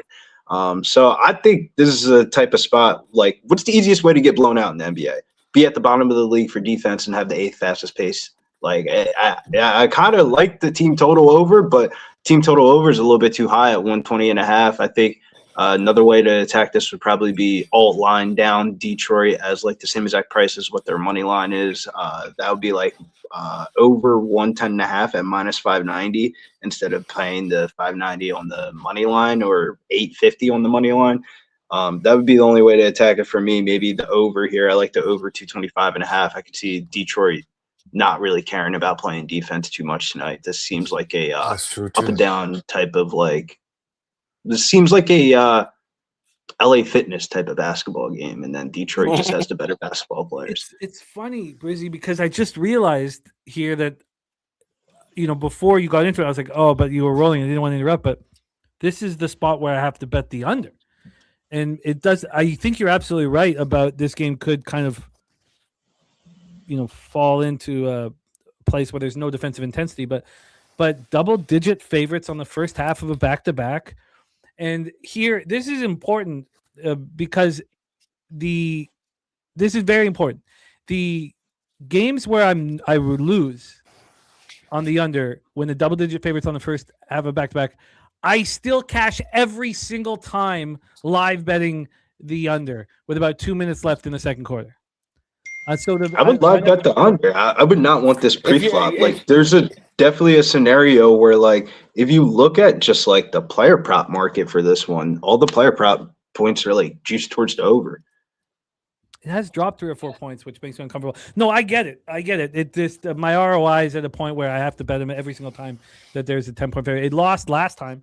I'd like to pull up the last time it happened because it was another spot. It was actually kind of close. It wasn't like a sit back and easily cash the live. Can I throw in this player prop real quick before Duncan Robinson over 2.5 threes would be the best player prop for like 3-pointers. He's gone over his 3-point line 9 of his last 13 games versus bottom 10 transition defense. Washington's 4th worst. 10 of his last 14 versus bottom 10 catch and shoot. He's gone over. So Duncan Robinson 3-pointers would be the move for player props. Is this going to be an official spot, or is this a spot where you're going to talk about? Well, there is no official spots until the tennis goes off the TV, and then we have like 2-3 hours before the NBA goes off. And it's the trade deadline. I want to make sure no bullshit happens. I mean, I was the beneficiary of the trade bullshit that happened yesterday, getting the Spurs at like plus 100. Shouts to Tone. He beat my ass to like bet the Spurs. And I was like, I don't really want to bet this game, but I don't want to test my luck 2 days in a row. I'm gonna wait for the trade deadline. I mean, trade deadline ends at like 4:00. Yeah. Don't hold your breath, Billy. It's such an interesting. It's actually worth you writing out, Darryl, the idea that owners are trying to take away the power from the players, because I mean it's a very, very interesting idea. It would probably be worth putting it down and writing out, because I'm sure that would get printed pretty quickly. It's a very, very captivating and interesting angle. Let's roll on to our next spot on the board. We have Darryl on Duran over 10.5 boards, minus 122, over 11.5 boards, plus 110. I'm going to be on the Wizards first quarter, and I will be on the full game under. And again, if you guys are watching this game and they're on pace for 249 points, live bet the under with 2 minutes left in the second quarter. We move on. Yeah. Brooklyn Nets 13-36, 7-18 on the road at the Orlando Magic 25-24, 14-8 at home. We're at the Kia Center in Orlando, Florida. Brooklyn 1-9 over the past 10, playing at the 28th fastest pace, 94.04 possessions a game. Orlando 4-6 over the past 10. What a disappointment they've been this year. I know injuries have played a part of it. 99.55 possessions a game. That's 16th fastest in the NBA. We have here pretty simple. We know who's going to be in for Brooklyn. So it's Agbaji, Minot, Thomas, Tyson. For Orlando, Castleton and Wagner out as well. So it's a pretty clear situation. Let's take a look at the line history here for this spot, and then we'll have Brizzy hit leadoff. We have a total of 215. Opened up at 213. Now we have 215. And then from a point spread standpoint, we have Orlando now minus 9.5. Opened up at minus 11.5 and dropped down to 9, now to 9.5. Cash, just and I would like to add one note here after I do the cash flow. 59% of tickets, 87% cash on Brooklyn. 60% of tickets on the under, 52% cash on the over. Line moving towards Brooklyn. When it does not close at double digits, my ROI is negative to the point where I'm not betting unders. It doesn't matter. It has to close at double digits. It can't close at single digits. So just a little side note. Take it away for us, Brizzy. Nets, Magic. Yeah, the Magic have been kind of just kind of looking at these teams right before we head into the trade deadline and the All-Star break. They've kind of had a disappointing season so far. Currently sitting in the 8th spot, 19-30 ATS this season. This is only the second time this year that Orlando has been double-digit favorites. I mean, you would need them to win by double digits for your bet to cash. Brooklyn's played well versus Orlando so far this season. This will be the third meeting between these two teams. The first one was a Orlando 7-point win, and then the second one, the most recent one, was an overtime buzzer beater win from Paolo, where he kind of banked in a 3 and they won the game. This starts a 4-game homestand for Orlando, and the only reason why I can't get to the Nets in this spot, there's a couple of these spots on the card today. This is Brooklyn's 11th consecutive game in a different gym. I say gym, but you know what I mean, arena. 11 different arenas is wild. Like, you can't get any offensive consistency. Like, can you imagine every time that you played in a basketball game, it was in a different city? Like, that's pretty wild. Total wise, this opened up at 220.5, and it's all the way down to 214.5. Makes sense. The best play here is probably the under. Orlando probably wins, but doesn't cover. Coming off back-to-back losses, and then we have Orlando coming off of a 30-plus point loss. I mean, I said to you guys with the Lakers game, I can't keep saying, oh, this doesn't fit the criteria. If any team is coming off losing by 30-plus, they have to be bet. I said the Lakers were 9.5-point favorites, and I was like, oh, I hummed the hot. They won that game by like 50. The Magic have to be bet here after getting completely embarrassed by the Thunder, despite this line moving towards Brooklyn. I can't pick and choose this. I just have to bet it every single time. So I have to bet Orlando here. Darryl, take it away. Yeah, I was trying to look at some numbers, man. I stepped on it already. Give me Paulo Banchero over 8.5 boards. So last game they played in January, he had 14. Didn't play the last game in November because he was out. But I just don't see how you keep him off the boards today. Like, if you look at Brooklyn's defensive stats, like their boards, like they're 30th in some cases. They're 30th to the 3. They're 30th to 3-point percentage. They're 30th to field goal percentage made. Like 30th in defensive rebounding. 26, and more smaller stats like steals, blocks, and stuff like that. These guys are just bad altogether defensively.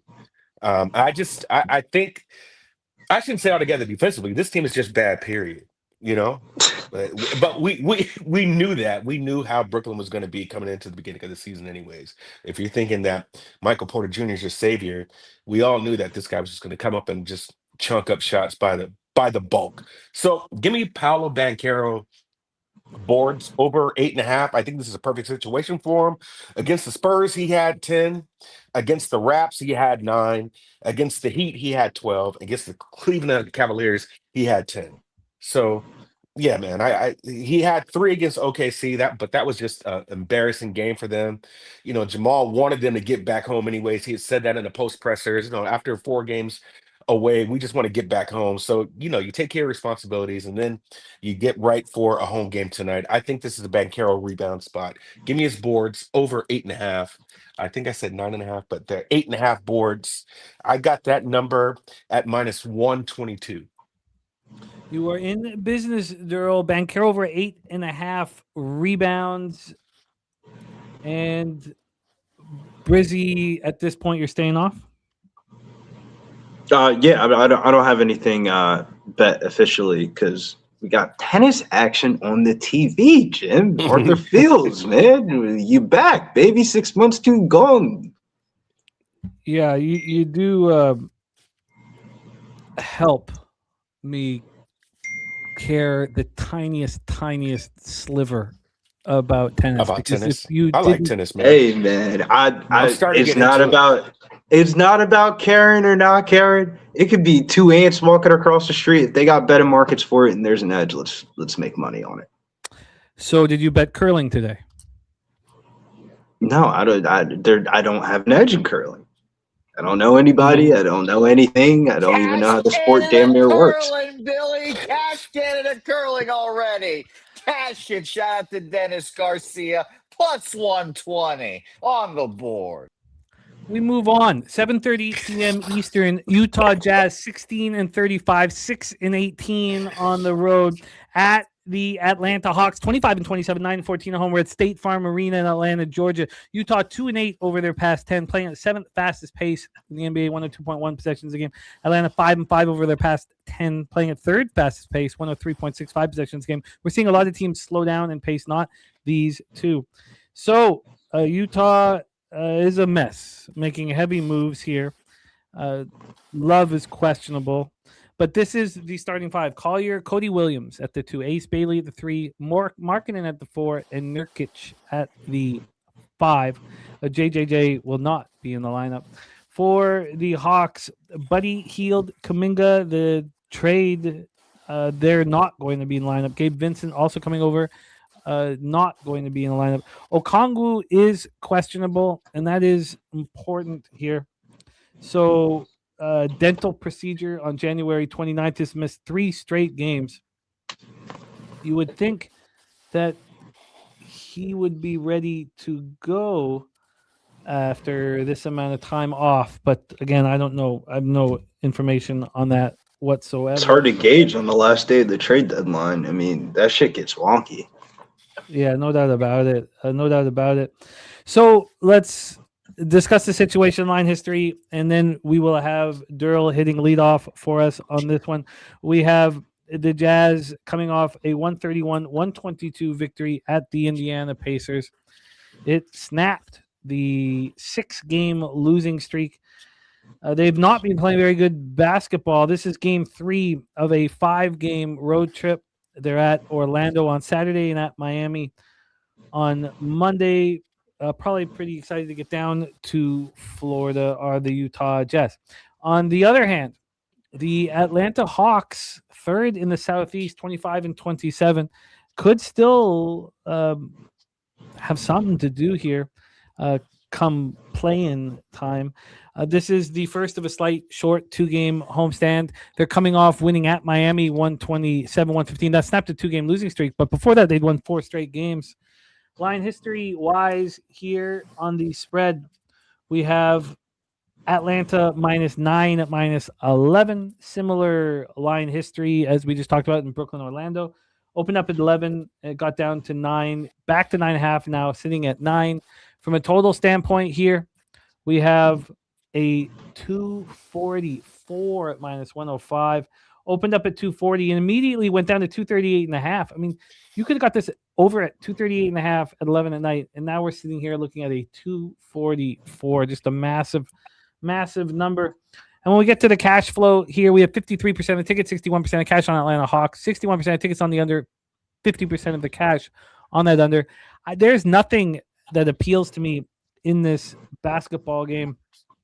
Darryl, is there anything that you can mine here, because it's a pretty ugly situation? I was trying. So you're just going to rely heavily on Markkanen tonight, right? That's what we're doing with Utah. And then on the other end, I think you'll get some star play from Jalen Johnson. But that total is high. And so are we looking at, I had to decide, are we looking at like shooting efficiency here, or are we looking at just sloppy play, just getting up and down the court? And I don't know how to gauge it. All I know right now is that if I had any interest, I would just want to get out early in this game, just take the fourth or first quarter over. I mean, Utah's second in the league, 31-19-1 against that the over-under. But then again, Atlanta is like third worst in the league for their team or their total points scored in the first quarter. So all in all, it's more questions than answers. So I'll leave it alone. I feel that. What about Brizzy? Anything you can find here? I would just be a little bit nervous about betting Utah games. The stuff that they did in that Indiana game the other night was some of the nastiest, most disgusting tanking thing that you'll ever see ever in the NBA. It was like the teams were going like player for player, like ruling each player out, where Utah had a bare minimum of 8 players active for the game. And Nurkic was one of the players that were active, but he didn't play. So they only had 7 players in the rotation. And Lauri Markkanen played the least amount of minutes out of all the starters. So, like, I don't know what they're doing. Isaiah Collier played literally the whole entire game. He played all 48 minutes of 48 possible minutes in the game, and he had 22 assists. that's some of the wildest shit you'll ever see in the NBA. So like they are like intentionally like tanking games. If you don't know anything about the Utah Jazz, they had a little bit of a piece of AJ Bonanza going to BYU. So I would imagine they want that pick to get AJ Bonanza in the state of Utah still. So I'm a little bit trepidatious about backing Utah at anything nowadays. And, trade deadline's tricky time of year, short rotations. Utah's in the midst of a 5-game road trip. This is the third one of their road trip, 7-8 ATS off of a win this season. Atlanta's getting a quick 2-game homestand. Total-wise, this is the highest on the card. The first meeting was 254 points. The Jazz ranked dead last in both defensive rating and opponents' points allowed per game. They're allowing 126.9 points per game, which is almost 4 times more than any other team in the NBA. Atlanta could be thin in the front court if Congo isn't able to give it a go. But, I mean, it's got to be first half over or nothing. I mean, Utah's like tell me you're tanking without telling me you're tanking. It's one of the wildest shits that you'll ever see in the NBA. I would say it's Atlanta or nothing for me. Probably Atlanta in the first half over would be like the 2 best leans. And then player prop wise, I mean, I don't ever remember seeing Jalen Johnson at no minus 450 to get no double-double in a minute, man. I've never seen that number. Minus 450 for Jalen Johnson to get a double-double is crazy. So I looked at his rebound and assist line. His rebound and assist line is 19.5. That is like a video game rebound and assist line number.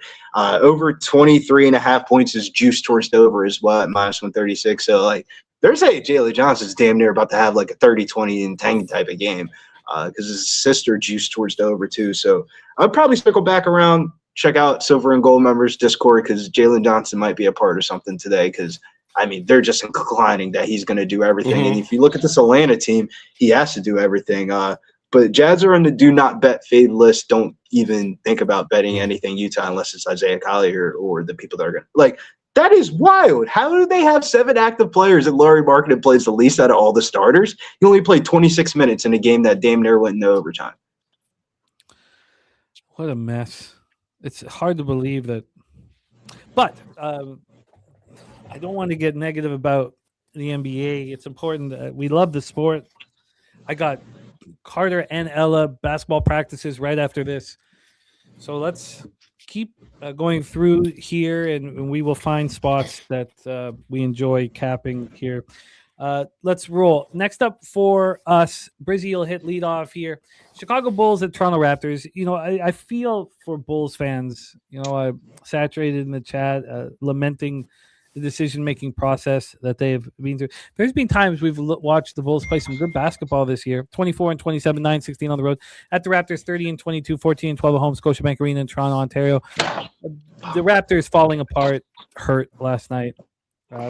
Seemingly in control. It again. My bad. It's all good. It again brings up the question about, who can close for them.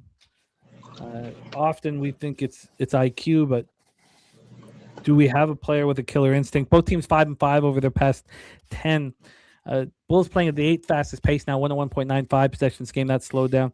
Raptors playing at 13th fast pace, 99.96 possessions a game. The Chicago Bulls have lost 5 of their last 6.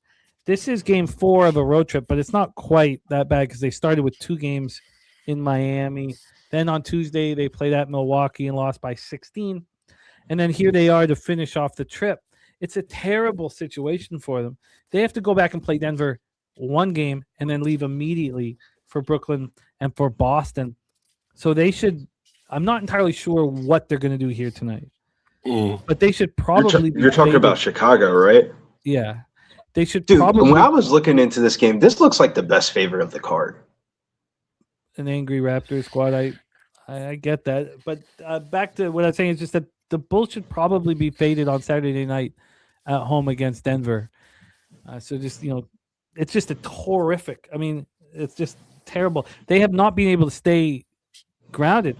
They played on Monday at home, Monday, January 26th, 28th at the Pacers, 29th back at home, 31st and 1st in Miami, the 3rd at Milwaukee, the 5th at Toronto. They come home for that 1 game. We watch teams in NHL and NBA fall apart when they have a 4 or 5 game road trip, come home for 1 game, and then go right back on the road. It's it seems to hurt them badly. Here That we was have the the Raptors. Lakers net spot the other day. The Yeah, one I that the mean- Lakers were favorited, that was the Nets Lakers spot. They got smoked.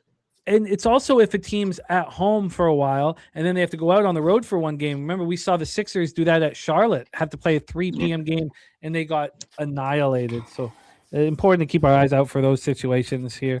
The Raptors 128-126 loss was tough to watch. But when it comes down to it, and we see what's happening with other teams in the league, at least we're trying. At least the roster is, at least the group is trying here. We miss Masai and his leadership, but at least the team is trying. This is the third game of a 5-game homestand, second half of a back-to-back. Not their third in 4 nights, though. They had Monday and Tuesday off. Yeah, I think that you're right. I think that they should be angry about what happened against Minnesota and fire away. This total opened up at 228. We're down to 224.5, so another total that's been dropping quickly.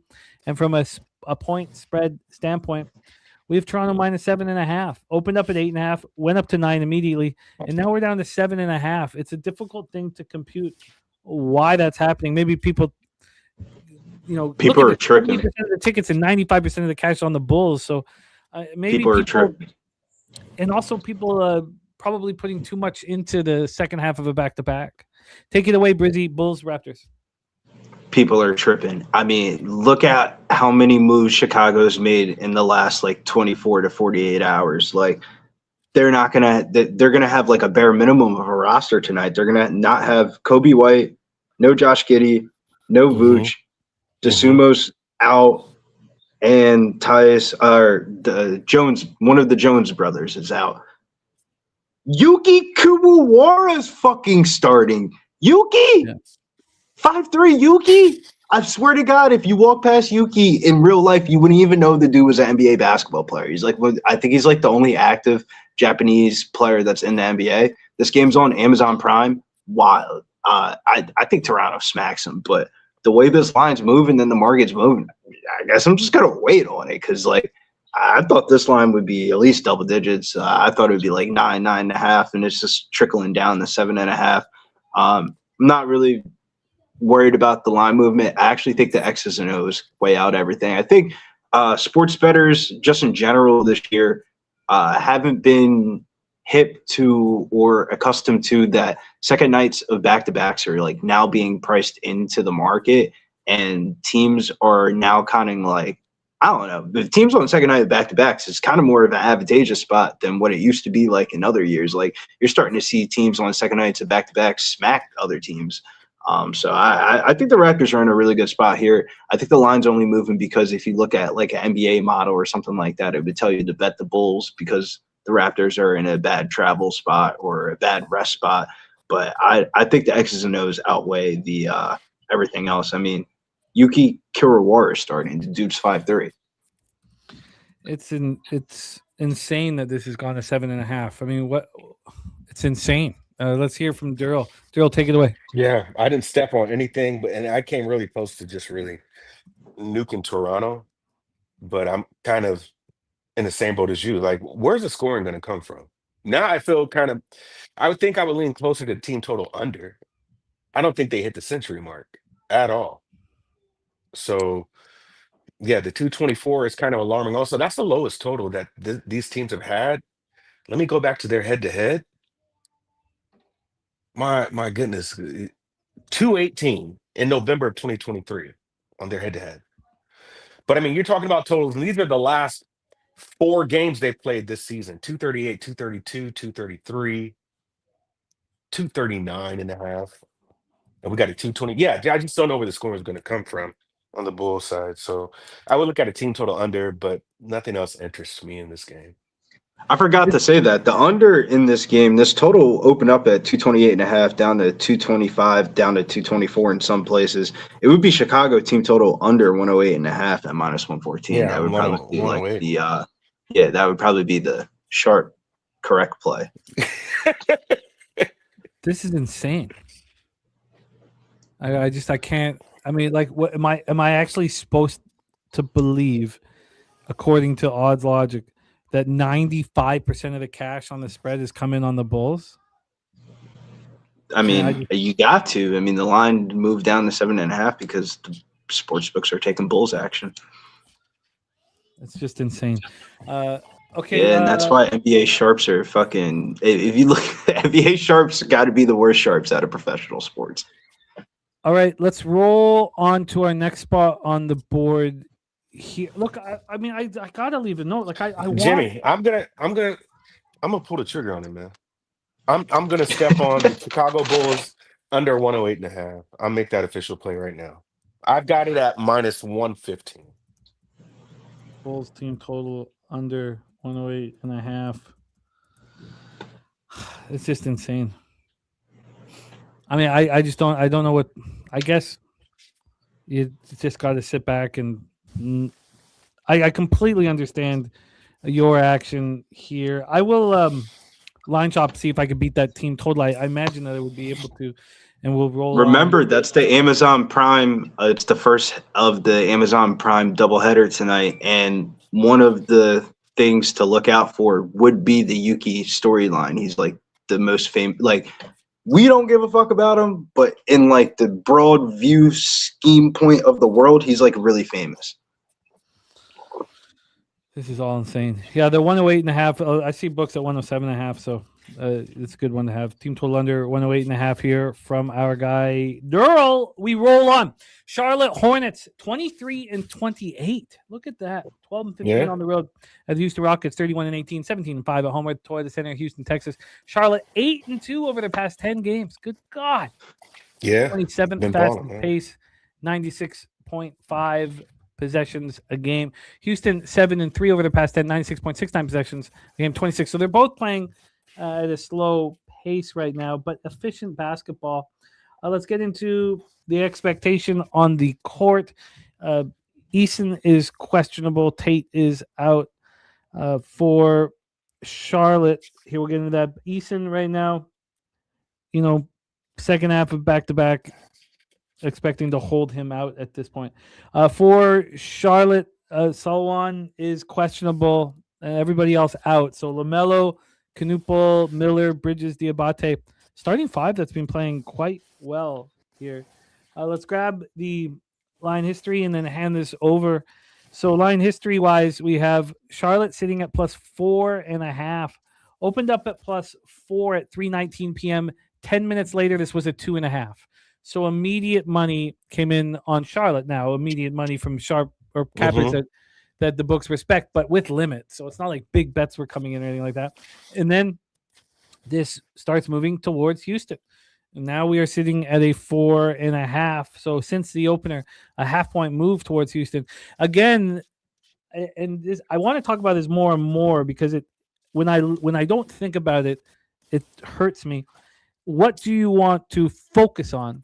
The fact that the line is moving now a half point from the opening line towards the Rockets, or is the opening line much shorter than one would have predicted? And moving to 2.5 is wild. That even right when it comes out, the short line was moving towards Charlotte. This total is at 216, opens up at 219.5. We have a 3.5 point move towards the under. These Rockets coming off being completely embarrassed. Embarrassed by the Celtics. I mean, how do they not punch back? But who wants to get in the way of the Charlotte Hornets? I mean, this team is winning and having fun and enjoying playing winning basketball. 7 straight wins for them right now. Who wants to get in the way of it?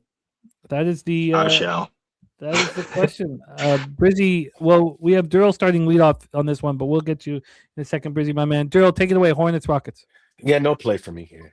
I'm not going to play this game because I think you have two very big deciding factors that determine where, why people are placing the bets they are. And one is back-to-back, and the other is the streak. So it's strong narratives on each side, and I can see why this number is low. I think it's too low. I think aside from the back-to-back and aside from Charlotte, who's been on a 7-game streak. But mind you, man, I mean, Charlotte, they took advantage in some situations. I think out of the streak that they're on, didn't they play 2 early games because of the snowstorm? Yeah, they played a couple early games. So I think being at home helped them out with those early games they played. And I think I put on the TV, and one Charlotte game was on at 9 in the morning Pacific time, right? So I Yeah. think there is with them that kind of helped them in some cases. I want to say that was against Philly, and that might have even been against The Pelicans was the Washington. next one. Okay, the Pels. Okay, Yeah. so But you're right. The Philly was the first one. That was the horrible spot for Philly. yeah, horrible And then- spot. And then the Yeah. Pelicans was on Monday. Yeah, so I just think that when you have the recency bias, you've got this team that's just going on this current win streak that they are on.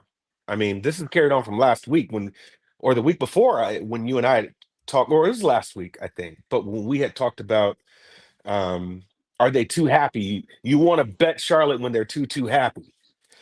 So all in all, it's a long-winded way of saying that I could only look at Houston here. Houston at home, the LJ special would be Houston first half, right? They are at home. So all in all, I'll probably get somewhere with this game, but I haven't made a play on it yet. I mean, I can understand you guys saying, well, now is the time. But personally, I don't want to try to catch this knife. Yeah. Well, See, but the thing is, the thing that I got caught up with last night that I didn't even peep was, in reality, the Celtics played their cards right when they rested Jaylen Brown and a couple other guys.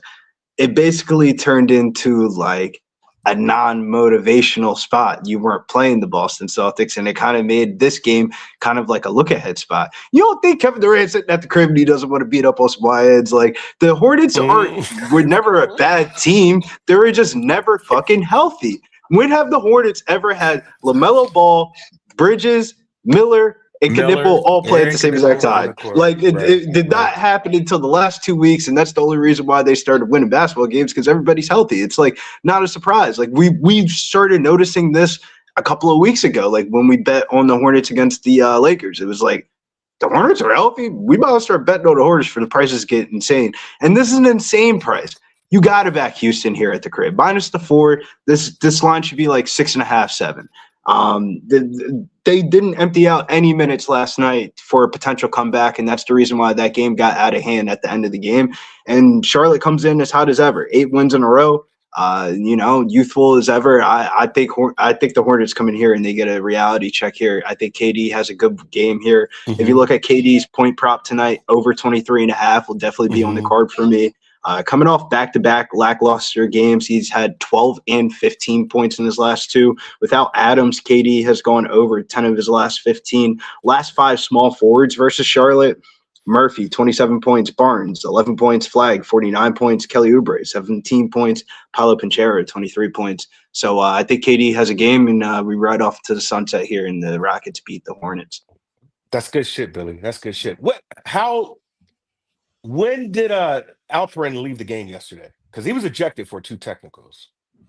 So he didn't play. Yeah, he was in my daily fantasy lineup, and once I saw you got ejected, I didn't look. Yeah, but it might be a good spot to go to him also. Just look at his props. Was he angry about the ejection? Did he feel it was not? You're playing a Jaylen Brown Celtics list.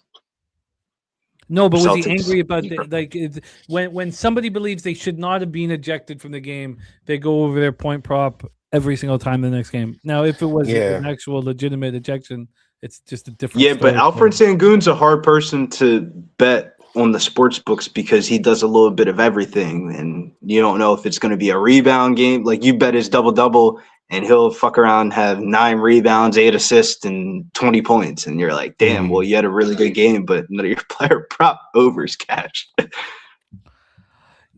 I understand you guys on the Rockets. I get it. Completely get it. So but Darryl kind of threw in a little curveball there about the first half. Like, the first half definitely, like, that's something I'm going to have to think about if I want to go first half a full game. Like, because one of the angles of why I was so heavy on the Knicks yesterday is because it was like, the later this game goes, the more that the Knicks should win the game. And I don't know how that really factors into this game of, like, does the later this game go, does the youthfulness of Charlotte end up outweighing the Houston Rockets on the second leg of a back-to-back, because they are one of the oldest teams in the NBA. Look, I'll cheer you guys on. I'll cheer you guys on. I can't.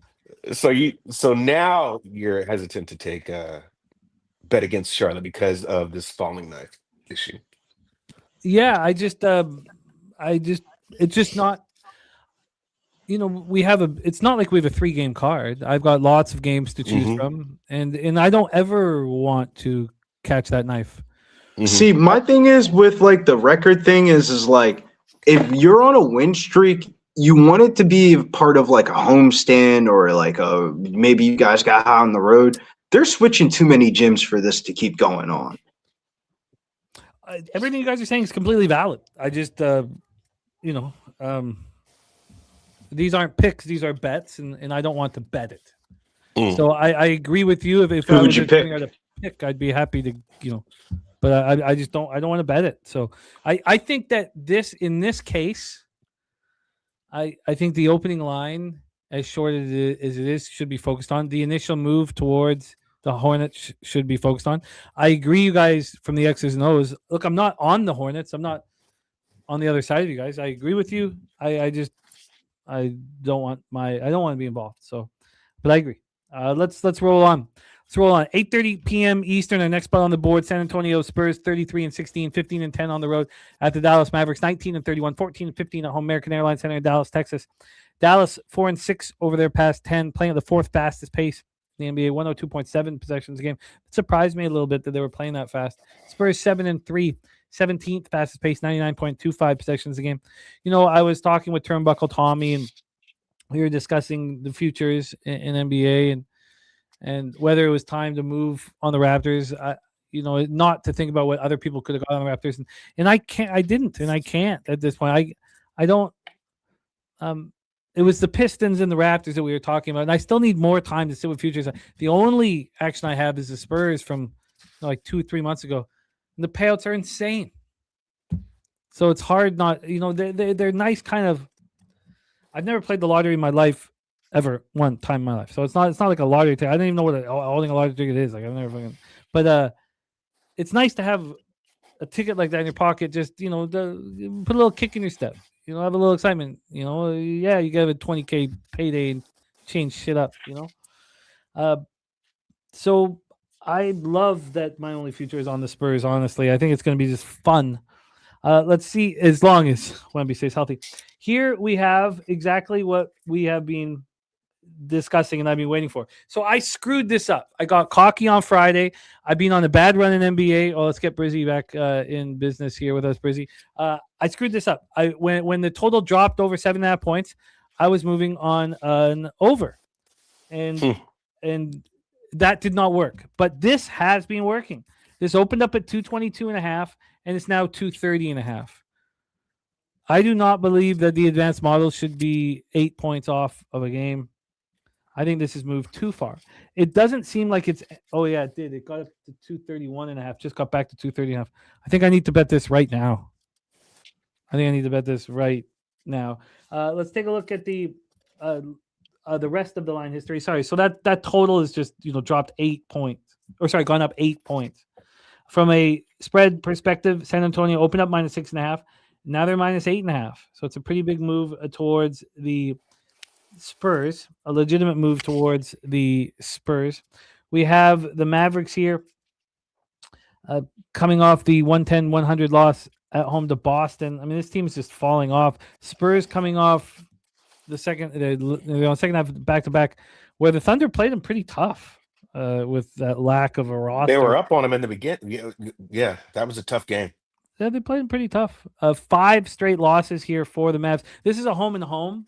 They play at San Antonio on Saturday night. So let's take a look at the cash flow and, again, the expectation here. You have Sean, Cornette, Olnick out. Harper is questionable. On the other side, of course, watching Irving out. Middleton doubtful. Jones doubtful. Johnson doubtful. Bagley doubtful. Williams and Gafford are questionable here. And when we get to the cash flow, 53% of the tickets, 82% cash is on Dallas, which is insane. The line's moving pretty briskly towards the Spurs. 55% of tickets on the over, 69% cash on the over. It's funny, Circa. Let's see if Circa's dropped this from. No, they just keep going up. So they haven't moved it as high as the other books. They're still sitting at 229.5. Brizzy, take it away here for us. Spurs, Mavericks.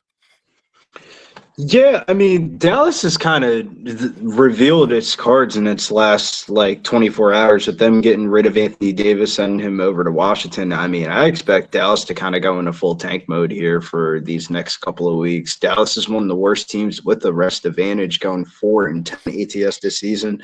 Not a fan of backing the Spurs at chalk, though. I mean, they're 6-3 on second nights of back-to-backs, but my hands are folded here. I mean, the market tells you the Spurs are going to win this game, but do I really feel like I want to parlay the Spurs at something? I mean, I guess. I mean, the Spurs are parlayable, but there's nothing really here to bite at. I feel like we kind of beat Dallas's value into oblivion in the last week, so we don't really need to vendor off into Dallas Mavericks games. Shouts to Justin for the Cooper Flag shout out the other day. Yeah, God, dude, it's so tricky around the deadline. Take it away from us, Darryl. Take it away, Spurs, Mavericks. Yeah, you want my analysis on this game, man? You want my deep dive analysis on this game? Yeah, I do. Yeah, I got it at -8. Give me Spurs -8. I don't give a fucking shit what the spread is. You ready for this? Here's my analysis. I don't give a fucking shit.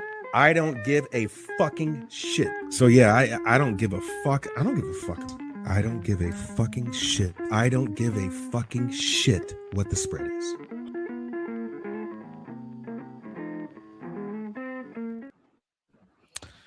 Yeah, I don't care here, man.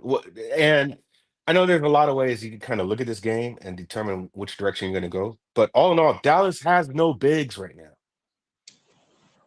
And I think this number is going the way it is going, just kind of based upon where they're going to have Gafford's availability. I don't know if he plays. I don't know if Gafford's going to play. So I'm leaning toward that he probably won't play. And who's going to stop Wemby at that point? You have no bigs at all. Nothing. And I also stepped on, I mean, I'm just going to keep it real simple, man. This game here should be an absolute blowout against the Mavericks at that. It's in state, so it's not like there's, much traveling going on, shit like that for San Antonio. The way this line moved, in my opinion, when you got a really good team in a back-to-back scenario situation like you have with Dallas, I feel Houston and Charlotte's line should have moved like that. Right? I still feel that everybody should have came in and said, okay, this the buck stops here. We're going to know that Houston's going to blow these boys out. That's the way I would expect the line to move, right? Which is why I was kind of hesitant in playing that game. This one here, the expectation is exactly what I would think it would be with San Antonio and Dallas. There's no bigs for Dallas. Let me say that again. And basically, I wholeheartedly agree with what Billy is saying, man. That the moves that they made, they're absolutely telling you is tank mode right now. They're like, basically, Utah, we see you, we're going to one-up you. It's just, they're definitely not winning any more games, and they won't even try to win any more games. I think right now at this point, it's the Cooper Flag experiment with just giving him different types of scenarios, different types of situations, and telling him, go do you. Just go out there and ball. So I do like his points. So I'll take his points over 22.5. He's been balling out the window. Oh, God, this is I find this card so much trickier than I expected. We have I don't give a fucking shit what the spread is. Play of the day from Darryl, -8 for the Spurs, -108. Anything else you want to make official on this one, Darryl? Nope. That's it. I'm going to just do the -8 because I think it's a blowout, and I'll do his points. Because Cooper, throw up 50 shots if you want to. You are in a business, my friend. Shout out to TJ. TJ, nice to see you, my man. So Spurs, -8, -108. Brizzy, you're going to stay off this spot for now? Yeah, I mean, I think the Spurs are parlayable, but I don't know if I'm going to have any NBA parlays today. But, I mean, say that now. Silver and gold members. This is why you got to be in the Discord. I mean, you don't ever know what I mean. I thought I was done for the day yesterday, hour before the game started. Shit, Landry Shaman was talking to me. He said, Bill, bet my overs. So I bet his overs, and he balled out. So you never know. That's why you got to be a silver and gold member. I love it, man. All right, let's roll on to two more games on the board here. Our next spot takes us to Morgan's Matchup Center in Phoenix, Arizona. Golden State Warriors 27-24, 10-15 on the road. Phoenix Suns 31-20, 7 at home. You know, it sucked. Watching Butler go down sucked. You know, the Warriors are fun. It's fun to have Curry in the mix, and Butler gave him a bit of a swagger. They already have Draymond Green for swagger. Warriors 5-5 over their past 10. I liked Draymond Green's all his comments yesterday about telling his son he could be traded and all that stuff. Showed that, you know, Draymond Green's not just a robot. You know, I liked it. I've always liked Draymond Green. I think he's a very valuable player to have on your court because he has toughness and swagger. Him and Jimmy Buckets together was great. Too bad we can't see it. Build into the playoffs. 5-5 over the past 10. Second fastest pace in the NBA, 103.65 possessions a game. Phoenix 7-3, 24th fastest pace, 97.15 possessions a game.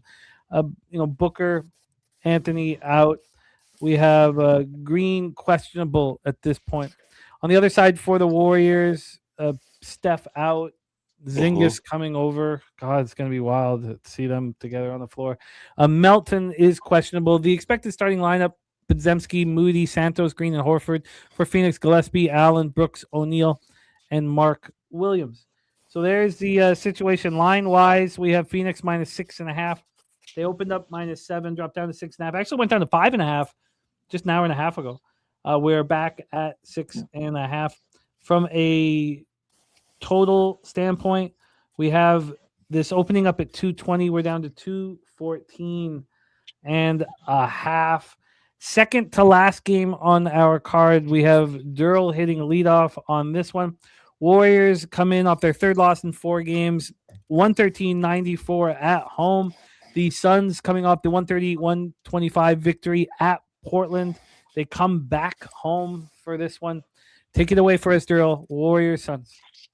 I played it early, and I thought I was actually doing a good thing by playing it early. I did post it on X. Santos over 9.5 points.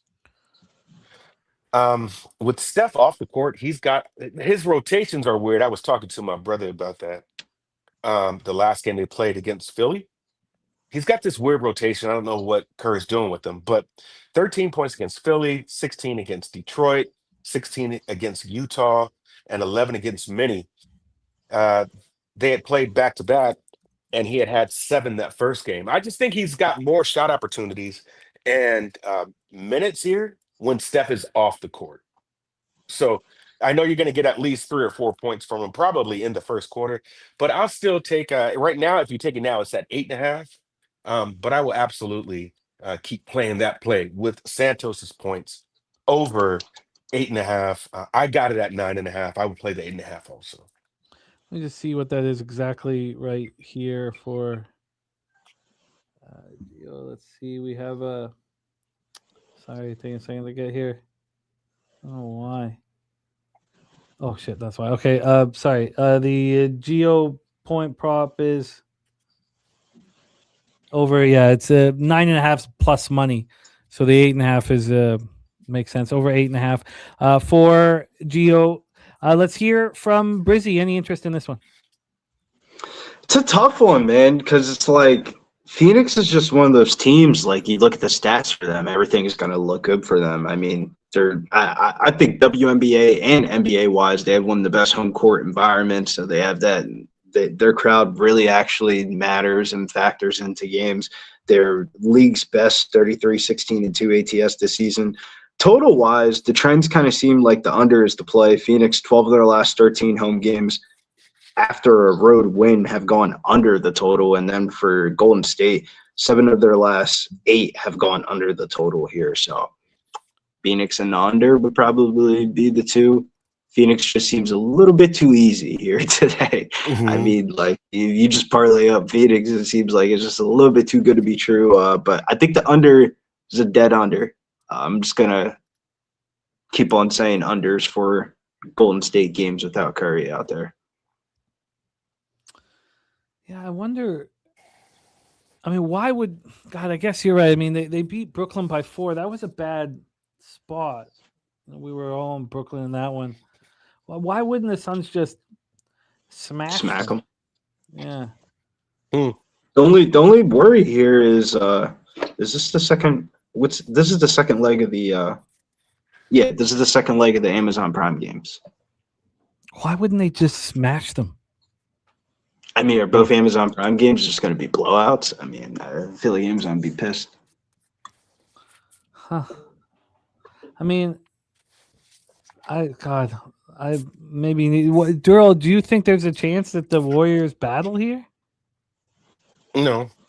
I don't know what Kerr's doing. I've just noticed that getting closer to this trade deadline, just the past 3 games, man, Kerr's been just doing some weird shit. Same thing with Moody. Super I Moody's rotation in minutes has been a little different to me. I just don't know if there's any experimentation going on. I know they just unloaded Kuminga and healed. So, I mean, I really don't know what's going on with I can't get a gauge on them. And some of the public perception of the Warriors, I feel like, is driving this line. Like, how is this line not double digits? Let's be real, man. Like, what the fuck were the Warriors favored over the Sixers for the other day? This is the same exact situation. The Sixers blew them the fuck out. I would go with what's been reliable, and I just know that Santos has hit this number 4 in the last 5 games, and I don't see why it stops. Now, if he had Steph in there, I wouldn't touch this game, or I wouldn't even touch his props. But the fact that now he's probably got carte blanche to shoot as he must also, he should get there. And this line, I mean, the market's telling us it's not going to be a smash and grab. That's the only reason why I feel like I've been hesitant to play is because it's a national TV game. The market's telling you this shit could be a little bit closer, but the market's definitely screaming under. I mean, look how many points this has moved. 221.5 on the open all the way down to 214.5, where they're trying to put it down low to get people to bet the over that probably didn't see the opening number on this game. Like, this is one of the biggest line moves toward the under on the whole entire card. Huh. God, this is, I don't know why. Maybe Toronto was like that too. That was a big move on the under, wasn't it? Yeah, well, Toronto was 228 down to 225. This is almost a 8-point move. We have all those moves towards the under, and then we have that 8.5 point move towards the over. It's wild. The totals are a little bit tricky right now in the NBA because of last month was the most profitable month ever to bet an under in like the basketball game since 2005. So the sports books are going to adjust a little bit. Trying to catch up. There could just be a short window to bet overs. This is what I was saying last week to you, Jimmy, where the books were definitely trying to do some kind of adjustment because they were getting smoked on the unders. These games were just going under, and the books just couldn't kind of figure out where to place these totals. And last month was really profitable to the unders. So, yeah, I agree with that. Let's roll into our final spot on the board. We heard from Dutch Boy Fresh. He is backing these Philadelphia 76ers 29-21, 14-8 on the road at the LA Lakers, 30-19, 12-8 at home at Crypto.com in Los Angeles, California. Philadelphia 7-3 over their past 10, playing at the 22nd fastest pace, 97.44 possessions a game. Lakers 18th fastest pace, slightly faster, 99.2 possessions a game, 6-4 over their last 10. Doncic, Reeves, Smart, LeBron, DeAndre Ayton is the starting 5 expected for the Lakers. No question marks around who will be in and who will be out. For the 76ers, Maxey, Edgecombe, Oubre, Barlow, and then Joel Embiid listed as questionable here, right knee. Joel's playing tonight. Is that you're just feeling, or do you have word on that? Joel's playing tonight. He rested the other night against Golden State to play this game. Okay. Okay, we have Brizzy saying that Embiid will be in the lineup here for this one. We have the Lakers opening up -3.5. They're now -4. That move happened at 7 in the morning and has not moved since. From a total side of things, here we have a 234. Opened up at 233, got down to 231.5. We're back at 234. And when we have cash flow involved, 58% of tickets, 69% of cash on the Sixers. We have a half-point move towards the Lakers. 92% of tickets on the under, 91% of cash on that under. Here we go. Sixers, Lakers, Brizzy, final spot on the board. Take it away. Yeah, this is like my plaintiff flag of the card here. I like the Sixers here in this spot. I mean, the Sixers keep on being undervalued, and they're not getting the respect that they deserve. I don't want to keep on backing them, but they keep on giving me good odds on them. 16-6 ATS on the road, best road ATS record in the NBA. Lakers coming off of an 8-game road trip due to the Grammys being in Crypto.com Arena. They haven't played a home game since January the 20th. Well, it's a long-ass time not to play a home game. This will be their 11th consecutive different gymnasium that they played in, or arena, since we're playing in NBA. That's a long – this is not a good LA spot. This is like Philadelphia in the over. Philadelphia's getting hot right now. I think Philadelphia comes out here, smash and grabs them. Player prop-wise, I would look at VJ Edgecombe over PRA. When you have no PG-13 out there and no McCain, we just traded Jared McCain to the OKC Thunder. I think Edgecombe is going to play point guard in the second unit. We've done it in a couple of stints before in a couple of games, but I think he's going to be the second unit point guard here. He's gone over 7 of his last 10 games. Lakers 21st in points allowed to the shooting guard position, 29th in assists, 12th in rebounds. I like the spot here for the Sixers. This is like biggest bet of the day. This is going to be like a triple up spot for me. I'm going to have a prop, total on the over, and Philadelphia on the money line and spread. I like it. Brizzy. Let's hear from Darryl, Sixers, and your Los Angeles Lakers. Wine time coming in. He's on the Lakers -4. What's your plan? Yeah. Interesting stat. Lakers are winning 80% of the games when they're favored by -175 or more at home. When the model predicts a Lakers win regardless of Embiid, but the margin really depends on him.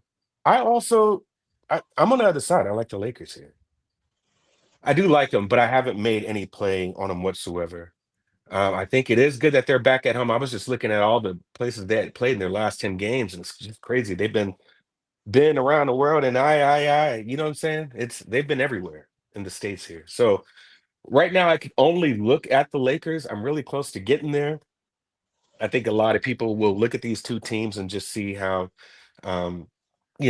ultimately the 76ers, if Embiid is playing, and you don't have any really depth in the big situation for the Lakers because they got rid of Jackson Hayes. So now you're looking at DeAndre Ayton probably getting a little more burn than he normally would. So yeah, and if you look at that matchup, the Embiid and Ayton matchup, Embiid should be barbecue chicken for him. So all in all, I'm leaning right now to getting there toward the Lakers. I just want to kind of see what this line does with the injury news, but I'll probably be leaning the Lakers. And we have here our guy, Dougie Wise, play of the day. Lakers -3, -125. So we have Dougie Wise on it, wine time on it. We'll see if Darryl moves on it. On the other side of the fence, we have Brizzy and Dutch Boy Fresh on the Sixers. And a lot of love for the lyrics that you dropped there, Darryl. They don't know your musical background, man. Come on, man. They don't know your musical background, man. I do.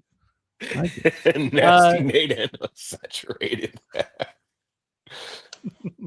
Let's do a review of all action. Now, for our guy Brizzy, you will have to be in our Discord. So that is how Brizzy's handling things now on Tuesdays and on Thursdays, putting his official action here in our Discord. For me, it's a little bit easier to track. I'm sorry about that. It's a little bit easier to track if I just put it in the Discord, I feel like, rather than me tweet it out.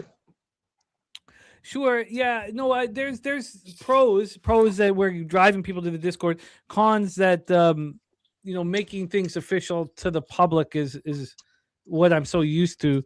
But making the Discord more attractive to people is I'm totally down with. So, Wizards first quarter and full game under for me. Durrell's on Duran over 10.5 boards and then 11.5 boards. I'm very interested. Oh, I'm going to bet the Magic. They're coming up 30-point loss. I got to stop capping those spots. Banchero over 8.5 rebounds at minus 122 for our guy Darryl. Jazz Hawks, we stayed off. Darryl's on the Bulls team total under 108.5. I'm so confused by the line move in the Raptors game and in the Suns game that I just probably should stay on the bench. Hornets, Rockets, a lot of love for the Rockets here. I get it. I'm not going to get in the way of it. Darryl is on the Spurs -8 at minus 108. Darryl's on Santos over 8.5 points. And as I said, Dougie Wise, free bands play of the day is the Lakers. I have to bet the under in San Antonio, Dallas. I mean, these are just angles that have brought me success, so I have to bet those. Dougie Wise asking me how I see the Sixers-Lakers game. I think that Brizzy's likely right that Embiid is announced in. And I think the cappers that are concerned to back the Lakers because they've been, on the road for so long, I think that's a very legitimate concern. Sixers have acclimatized themselves to the West Coast. I don't feel like there's an edge at this point for me in the game. Man, that first game in Philadelphia was some bullshit that the Lakers pulled that one out. Sixers were up, and then the Lakers ended up coming back and winning the nail biter. The season sweep doesn't seem inevitable. If Embiid was kind of like not really too healthy in that game, now he's like looking like one of the highest point per game players in the last 3 weeks. I mean, a healthy Embiid's a scary sight, and Embiid's healthy right now. I guess that when I sit with it, I think this is a horrible situation for the Lakers having they flew back yesterday and have to play immediately against the Sixers. I don't like the situation, but I think that it balances with the Sixers playing their third game in 4 nights. I guess I like fading teams in their first game when they don't get the extra rest. I guess I lean towards the Sixers here. I wonder if it's the Lakers tax at moving at a half point. I don't feel like I have an edge at this point, but I'll certainly keep an eye on it. Thank you, guys. Darryl, it was great having you here on a Thursday, my man. I'm going to pop your X handle here in the chat. The more time with Darryl Rice, the better your life is. And man, I need our guy, Darryl. I need to be sitting beside him in San Antonio. That's what I need. I need it bad. I'll pop it in the chat. Hit this link. Support our guy, Darryl. Darryl, go get that cash, my man. Any last words for the cappers supporting the show? Appreciate y'all, man. I'll see you next week. Respect and love our guy, Darryl Rice, in the house. Then we move over. Oh, and look at this. Sorry, I didn't have the Cooper flag action from Darryl. I just saw, as I put that out, I saw he just tweeted out his action. So Darryl also on flag over 22.5 points. I didn't have that one written down. Dewey Santos over 9.5 already locked down for Darryl. Then our guy Brizzy. Brizzy, good luck today. Looking forward to see your action. What you've made official in our Discord, and love capping with you, my friend. And tell us a little bit about the fights on Saturday in the Locker Room Talk podcast that's out right now. Yeah, Locker Room Talk podcast. Make sure you guys check it out. We're back in the Apex, good old Apex, where we can make some cash in our nice little private area there and watch some action go down. I mean, there's going to be a lot of violence this weekend. That's why you guys got to tune into the Locker Room Talk podcast, find out who everybody's on. And if you guys haven't already, become a member, Silver and Gold. I feel like everybody's been contributing in the Discord. We've been having some watch parties and stuff as well. It's been helping out with live betting and stuff like that. So make sure you guys hop up in the Discord if you guys haven't already. For me today, favorite play is going to be the Sixers on the spread. KD over 23.5 points. And then I got to figure out what I'm going to do with this parlay. Probably going to have to parlay some money lines of Orlando, Detroit, and Toronto. I don't know how I feel about Detroit, though. these, I don't know if it's the way I cap or what, but the last few days of NBA have been the hardest. Like Trade deadline. Yeah, it's got to be around that because I'm just not feeling angles that scream at me. Usually there's spots that just scream at me, sides that scream at me, and I'm just not feeling it here with this card. But I do have those 4 bets at least here. I want to keep working on that. I want to keep working on that Lakers-Sixers game. I think it's a fun night to end the day on. Godfather says, save your money today with the NBA. Oh, God, man. Who's going to scratch this itch? Nobody, except for Action. Action's the only thing that soothes my itch. Brizzy, thank you for rocking with us, my man. Pop your in the chat. Hit that link. Support our guy, Billy Brisbane. And Brizzy, thank you. Brizzy also going to be on our show premiering tonight at 8 p.m. Eastern. Our Super Bowl Pub Hub will be here at 8 p.m. Eastern. I'm excited about that. I've got 16 minutes to get Carter to basketball. Now, basketball's only 3 minutes away. I'm going to get my NBA out before I go because I'm worried about these numbers moving. But that will be it. I'm going to have to wait an hour before I put in my NHL and NCAA basketball. That will be in between basketball practices because Ella next. By the way, Ella, such a sweet, kind being, is a tenacious defender. Doesn't give her check a fucking second of oxygen. I'm waiting for her to get elbowed in the face. I love the way she defends, man. She's tougher than she looks. I'm very proud. Thank you guys for being here, man. I'm so excited. You did scream at me, Celtics. Hey, next thing, you got me off the Rockets. So thank you. Thank you. The Solution, Nasty Nate, The Godfather, Jose Perez, Wine Time Sports, Dougie Wise, Jay Peasy. By the way, Jay Peasy, it looks like our LA squad is flying out of Vegas now. That's where you can get the $100 flights. So it looks like they're driving to Vegas and flying out. The Zertucci's, Wine Time, looks like that is going to be the new plan for our LA Cappers because we no longer have Spirit Airlines flying out LA. So I will connect you guys because that is the plan. Godfather, thank you. Thank you to all of you guys. Keep them saturated. Thank you. The Solution, Markel, Chris Warren, Sir Mackey. Sir Mackey, your money is always in the chat. Thank you for all you do for us, my man. Old E. Let's do a quick review of all action. Central Connecticut State stacks play today number 1, number 2, Chattanooga. Play today number 2 for the Gorkle Rockets, Lakers moneyline parlay. Free bands, Lakers -3, -125. Twisted 24/7, Lemoyne, Merrimack, UNC Wilmington, Queens, Vermont.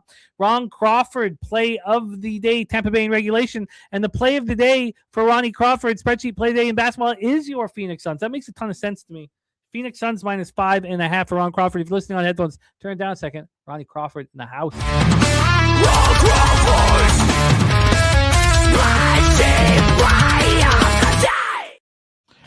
And then we have Boozin saying Isles moneyline's the play of the day. So I moved on the Sabres. I moved on the Islanders. I moved on the Hurricanes on the puck line. I'm now moving on the Hurricanes on the -1 line here. Turnsy, I'm with you on the Panthers money line. But I have not bet it yet. The Flyers and the Capitals and the Panthers teams I do not want to back.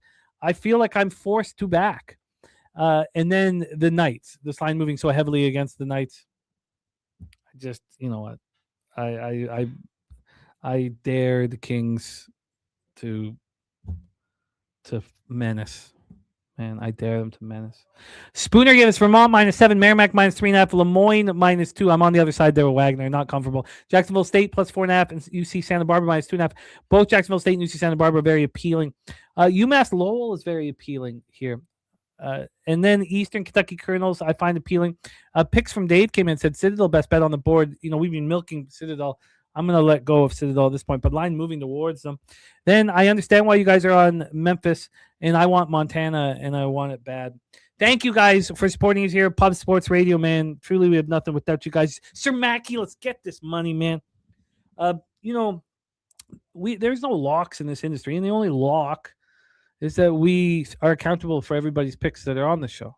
And sometimes it makes us feel good and confident, and sometimes I get horrific insomnia because of how bad I'm doing in a sport. And that's happening in college basketball. It sucks. It hurts. So I thank you guys for sticking by me through my struggles. It can't continue or I lose everything. That's what's on the line here. You know, bankrolls aren't invincible. I mean, so I'm concerned. I'm concerned, and I need to succeed. And working with you guys will give me the opportunity, and we've succeeded. You know, we've ever since I came back from Pubapalooza last year, I went on the run of my life for 4 months. But I was in a terrible spot going into it. I just the roller coaster ride never ceases to just be a struggle. But I don't know what life would be like without this, without our action, without the excitement.